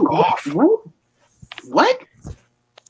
Hold on, no. You deserve to be bastardized because he died on your fucking hands, motherfucker. Exactly. With people, I don't appreciate your tone. With people taking control, knowing they don't know what the fuck they're doing. Like I said, he don't care. And yeah, I want to talk about this too. He don't care exactly because for what happened to Owen Hart on that night, when they moved his body off, and they didn't even bother removing having new sheets for the ring, and they still continue to show. At this point, this man got his money. At this point, it was blood money. Literally blood money. Blood stains in the ring. That was Owen Hart's blood. And 4 or 5 more matches after that, with his blood in there. The show continued on, and yeah.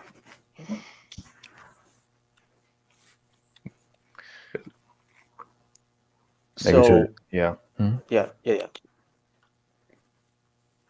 want me to continue? Oh yeah, I was gonna say like I remember seeing the main event Taker and Austin, and when Austin was coming down, like you got Taker in there, looked like he was tearing up before he made his entrance. Yeah, Taker was tearing up before he even made his entrance. You could tell he was in the back, and Austin coming down, taking off his jacket, like fuck this shit, it was crazy. And what I can't believe, at the 21 years of all this, I can't believe that none of them had the fucking balls to stand to Vince McMahon and to say we can't do this. We don't feel comfortable doing this. Yeah, that was some respect. How the hell does that? How the hell they don't have any balls to stand up man and say we don't feel like doing this? Our best friend just died. Our good colleague just died.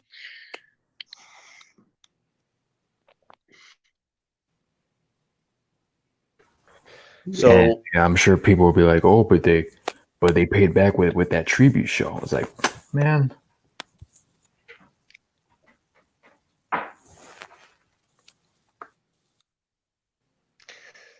So Martha Hart, with the whole lawsuit, which is a wrongful death. If this man, turn that that person, I don't appreciate your tone and everything and all that. And then all of a sudden, Martha Hart explains as well that this man was suing her.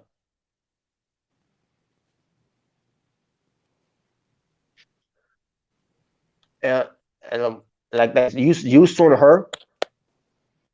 So, you know what? I'm not surprised anymore. I'm not. You are suing the widow of Owen Hart, the man you're supposed to be taking care of. You're supposed to. You practically killed her husband, but yet you're suing her. That makes no sense whatsoever. None.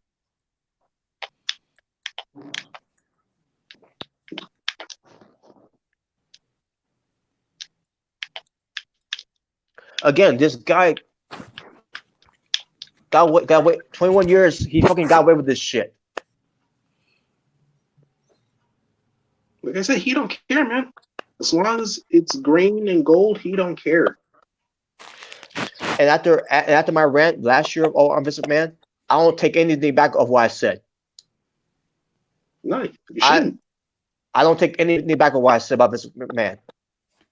He should rot in hell all I care at this point. Wherever it comes to him, he deserves every fucking bit of it for what happened to Owen.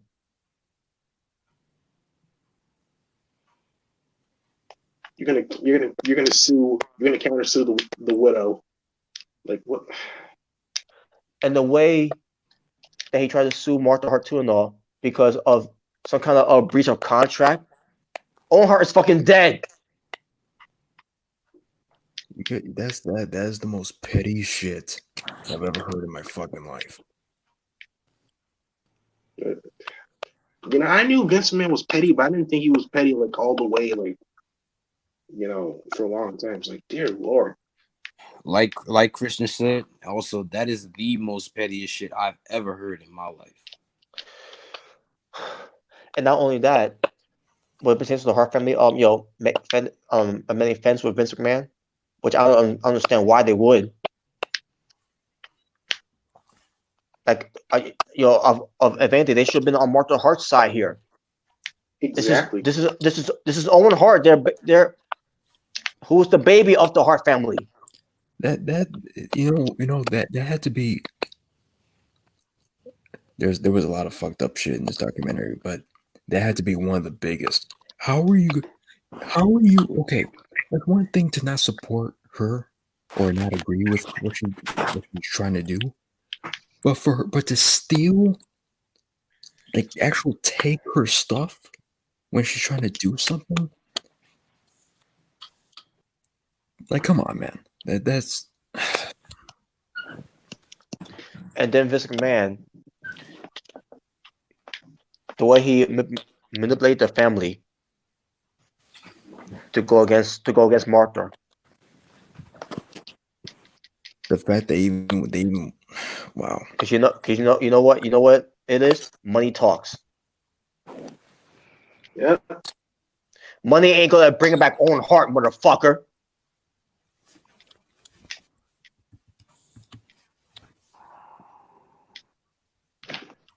So Martha ended up winning the lawsuit, $18 million, roughly so. Yeah. Hmm. But after that, Martha Hart didn't want anything to do with the Hart family anymore, and I don't blame her. Right. They should have been. They should have been on her side. And the Hart family fell apart after that. Obviously, Martha Hart didn't want her kids to be anywhere near the family ever again, and she wanted to own every rights of Owen Hart, and rightfully so, because WWE should not benefit anything over to Owen Hart, which is why pertains to their DVD of Owen Hart's, that's called Heart of Gold. Never watched it, never bought it. I don't know who I know that has it, and for me to watch it, but at the same time, I don't care. Wherever WWE say on the DVDs or wherever, it's all just at the end of the day to benefit themselves. Yeah, they're getting money at the end of the day. Yeah. So I can always appreciate Martha Hart standing her grounds. And let me say this. To Martha Hart, I know she probably ain't gonna be listening, but to Martha Hart, for basically for over the years that I was getting upset that why you wouldn't let Owen Hart win the Hall of Fame and why you won't let his legacy be remembered. But now after all these years, I do understand. And I want to apologize for that, especially that Owen Hart, he wanted to start a new life after wrestling with spend spend the rest of his life with his family, and unfortunately he can't even do that.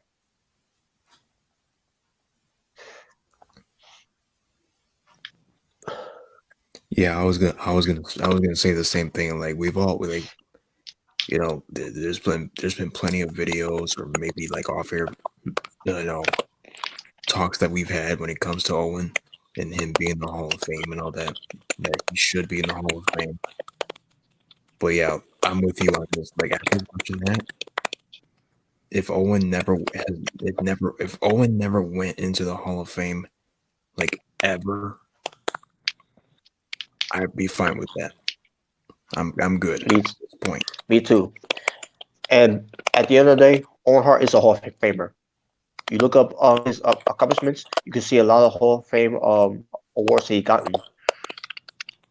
That Martha Hart allowed Owen Hart to be in it because it has nothing to do to benefit his legacy that will go to money in their pockets. It's a Hall of Fame to induct about what they meant to the wrestling business, not what pertains to marketing propagandas, to benefit their companies, and that's what the Hall of Fame and that's what the WWE Hall of Fame is all about.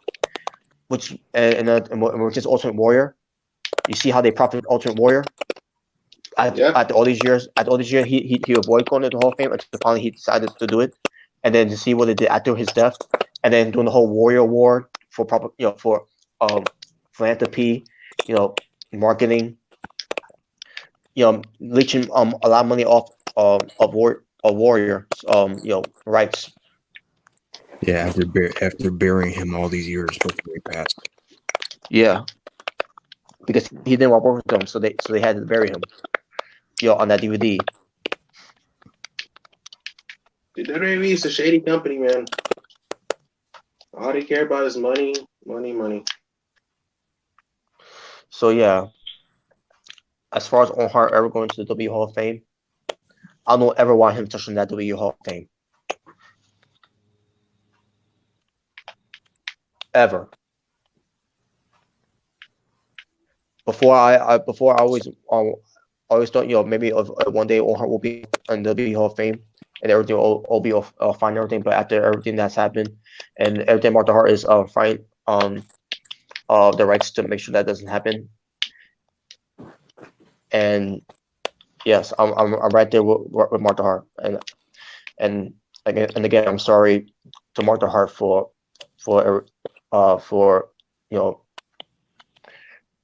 in my selfish ways, why she never wanted him to be in the Hall of Fame. After everything that she told her side of the story, I'm right there with her.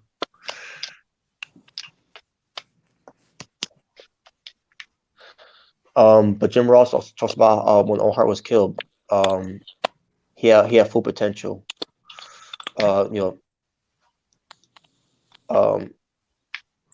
I mean, he didn't get a chance to reach his full potential. I meant to say, which is true. You're basically representing you're wrestling up and coming guys coming up there, like we mentioned before. And he should have been champion. He should have been world champion. At least one time. If he would have been a one-time world champion, that would have been fine. That would have been okay in my book. Just like with Ultimate Warrior and Eddie Guerrero.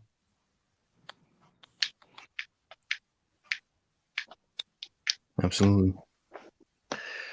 And to end this final segment,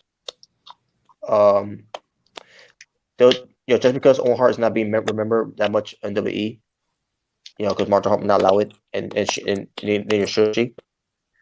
There is a way to honor the memory of Owen Hart, which is why she created, which you can see the avatar of that I'm using, the Owen Hart Foundation. Is a real site, which obviously has nothing to do with wrestling. But the Owen Hart Foundation it is about the community, basically help out the community and everything. Once you look it up and you see a lot of celebrities in the past end up donating and end up supporting the Owen Hart Foundation. This is the logo itself right here, and this is the way to remember to carry his legacy. And I think that they're doing a great job too. With every pictures they're taking, everything, every I think I think there may have been video footage too as well, but yeah, it is a great foundation. And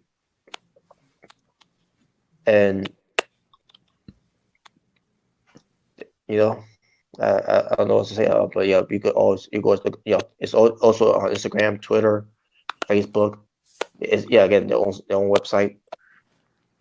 And there's a lot of cool things to look up there, too, and everything.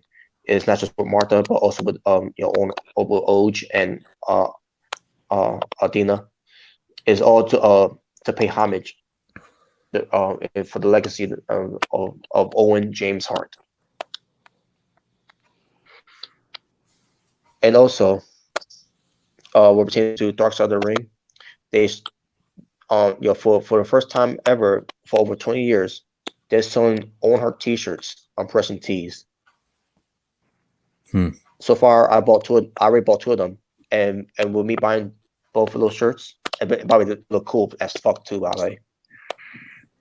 I don't know how many percent money it is, but it's going right to the Owen Hart Foundation. So I am very proud to pay money to the Owen Hart Foundation.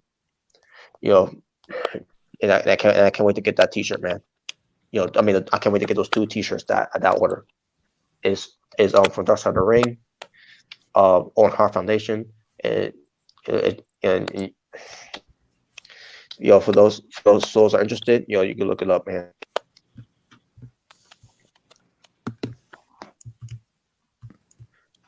I think I mentioned this too, by the way.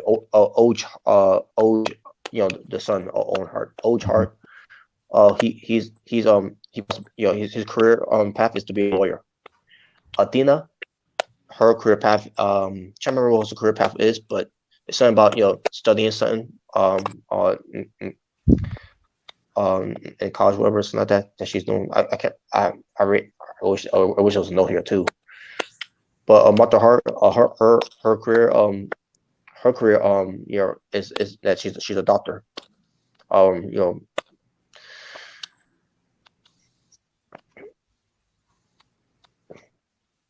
But yeah, and that's basically it. So Owen Hart is a Hall of Famer, no matter how you look at it. And by the way, May 23rd, 2020. I believe that was the year that he died. Not the year, not the date. The day, yeah. The date. I believe it was the 23rd. It's gonna be 21 years since anniversary since his passing. What would be cool to see?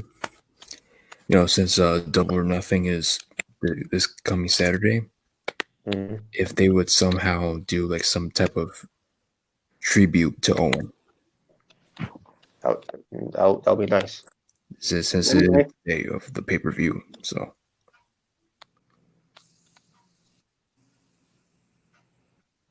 Yeah, I don't know if they're gonna do it, but that'd be cool if they did. It'll be cool though. But we'll see. I'm sure Chris Jericho will probably, come up with an idea of, hey guys, how about we do this? Mm-hmm. And props to Chris Jericho, by the way. He did a great job narrating the entire episodes of season 2 for Dark Side of the Ring, especially when it comes to the Owen Hart story. Another thing on there is when Chris Jericho was on there, he was saying that that he wanted him and Owen Hart to be like tag team champions. They had to be a tag team. Yeah, that would have been a great too, by the way. Yeah.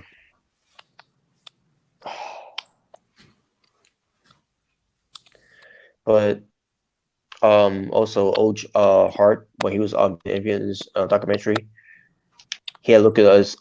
He had a look of anger, and I don't blame him too. You know, Definitely. wait, but trying to remember what part was, but I think it had something to do with his father. Talk about where he said, "I'll take care of your mom and grandmother while he goes to work wherever and I love you and everything." And basically, the last word he ever heard and last time saw his dad, and then he showed a little frustration in his face, and and I was right there with him, man, because this man lost his father. Yeah. So yeah, there you go.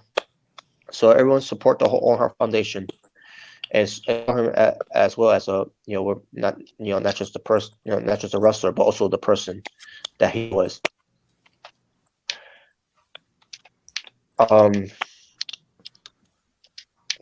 So long live Owen Hart.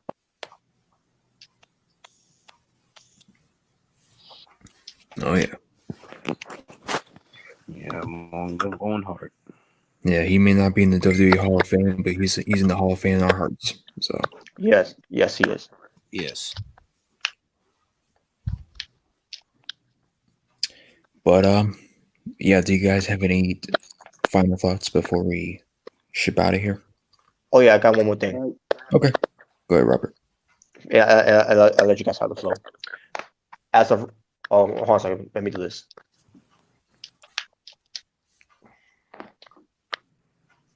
After all this,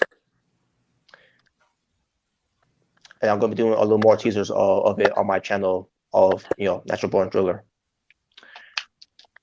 Because of this whole thing with Owen Hart, 21 years, this has been building up for me. WWE is no longer under my radar. I canceled my subscription. My subscription. I canceled my subscription. I don't want to have anything to do with this company ever again. And this had nothing to do with of my selfishness this time. What we're saying to how my wrestlers are being treated right now in WWE. Except for one person, and that one person unfortunately is no longer with us. So unfortunately, what pertains to NXT UK, NXT, and for all the times I've been watching Raw, SmackDown, at pay-per-views, WrestleManias, Royal Rumbles, SummerSlams, Survivor Series, everything else as well. That has nothing to do with WWE. I don't care anymore about those companies anymore. I don't care about the WWE anymore. I'm officially done with WWE after this. No more buying merchandise from them. No more having anything to do with them anymore. From now on, I'm moving away from WWE, and that's my tribute to the late great Owen Hart as well, and my tributes to the Hart to the Hart family, when it comes to Martha, Oj, and Adina. For years they had to go through all this while their the beloved husband and father. So there you go. So rest in peace to Owen Hart, and I wish Martha, Oj, and Adina, I wish them well, and keep find a good fight.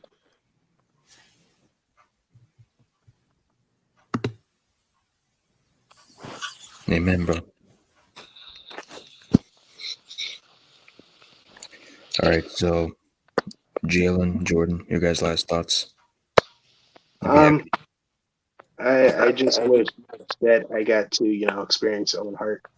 I wish he was involved in my childhood. Mm-hmm. Yeah, but luckily, I got to see some of his matches, and he was a great wrestler as well. Great wrestler and great human being, and he did not, deserve the fate he got. So R.I.P. to Owen Hart. Like they say, you're a Hall of Famer in our hearts. God rest your soul, man. All right, Jordan. Yeah, just to add on to what Jalen said, unfortunately, he passed away 2 years before I was born, so I never really got to experience him. But I did see some of his matches, and he is a very extraordinary pro wrestler and a very beautiful human being. And it's unfortunate that that happened to him when it could have been prevented. But long live Owen Hart. He's always in our hearts. Malik. All right, yeah, this has been a special show. Owen Hart, yeah. Look at this. You guys remember the Hebner twins, right? The referees, Dave and Earl Hebner. Mm-hmm. They happened to be from Richmond, Virginia, in my area.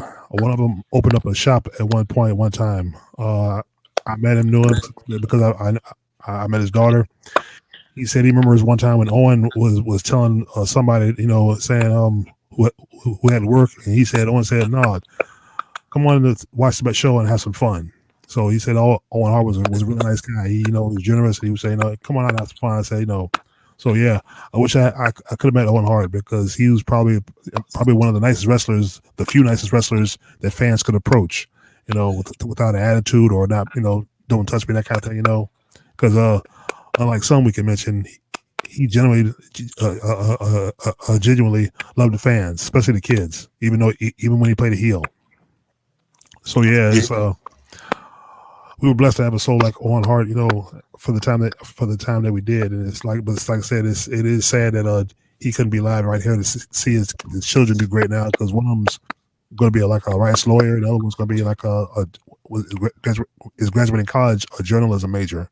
So they're going to do great things, and I'm glad neither of his children have decided to become wrestlers, because he wouldn't want that.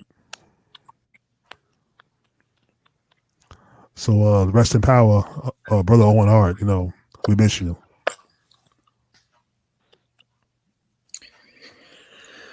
All right. So yeah. Mm-hmm. Also, Gino, yeah. $6 out of 24 for the t-shirts that goes to the Owen Hart Foundation. Yeah. So basically $2 of mine goes to basically donate that I donated by buying the t-shirts that I did. And also what I'm saying that I'm not I don't care for WWE anymore after this. I really mean it, and I'm not trying to convince anyone else to follow my league. It's just it's only coming from me. It's how I feel. So it doesn't mean you're a bad person if you still watch WWE. It just it's just how I feel right now with WWE right now. So I just want to leave that message, and hopefully you don't take that take it the wrong way. No, I'm sure they understand. We all understand. Yeah. So once again, rest in peace to Owen Hart. All right. Before we ship out of here, I wanted to say, when it pertains to me, so it's really pathetic. It's really pathetic what this man, Vince McMahon, has done. Not just with Owen, but many others as well.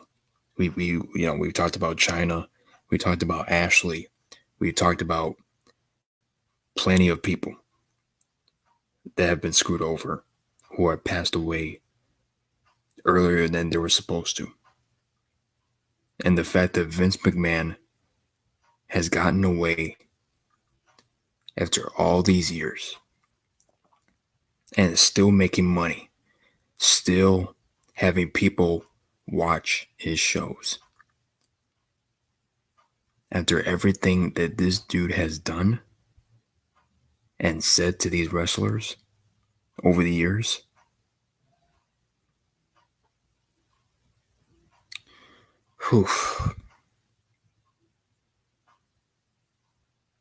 And this all could have been prevented when it pertained to Owen Hart. But because of a damn his brother being screwed over with the screw job, and Owen not, refusing to do a cheating storyline with Deborah because he loved his damn wife. Because he loved his wife, and not to do some stupid storyline. Because Owen stupid storyline to please Vince McMahon. So he has to go and do this to Owen with this stupid fucking gimmick that he didn't even feel comfortable in fucking doing with the Raptors. You're telling me Shawn, Taker, Sting, and Owen of all people not to do a rehearsal, and then with that stupid fucking cable or the thing that Martha showed in that documentary. This man could go rot in hell. The fact that the fact that he has outlived every single one of these wrestlers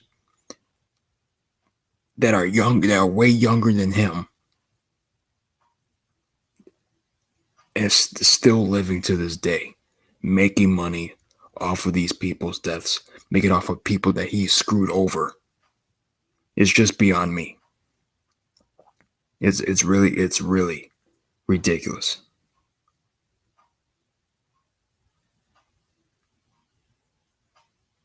So, like Robert said, you guys do you. I haven't watched Raw, SmackDown, anything WWE related. I think the last thing was WrestleMania, but that's an every year thing. Except for this year. But to the people who are disgusted with this stuff, with everything that this man has done, I would recommend for each and every one of you to stop putting money into these people's pockets. Because Vince McMahon specifically, because he doesn't fucking deserve it for what he's done. Not just to Owen Hart, but to every other person that has worked for that company and have been screwed over.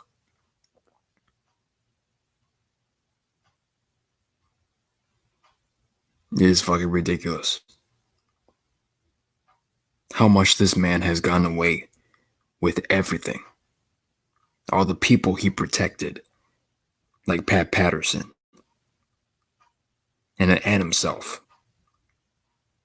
just to name a few. Triple H, another one, and Stephanie when it came to China. Ultimate Warrior, like we already mentioned.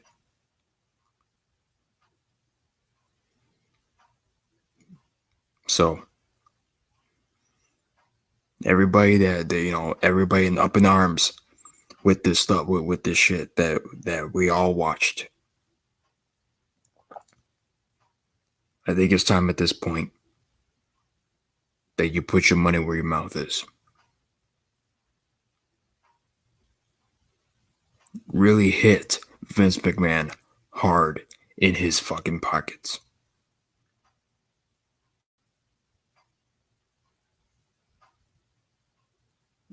I'll give him this, and Drift Pride mentioned this in the comment section. He is a genius. He is a genius. He's gotten away with murder for over 30 plus years. 30 plus years. Maybe even longer than that.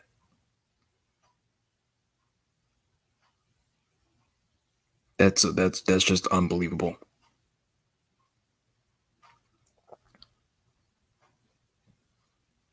So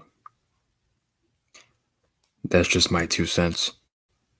You guys do what you do what you need to do.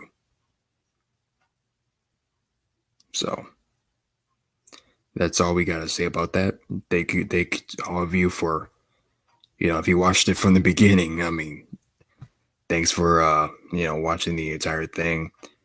Shout out to every single one of you in the chat. Shout out to everybody else that's going to be watching the archives once this video is done. And I'm heading out of here. Thank you guys for tuning in, and we'll see you guys next time.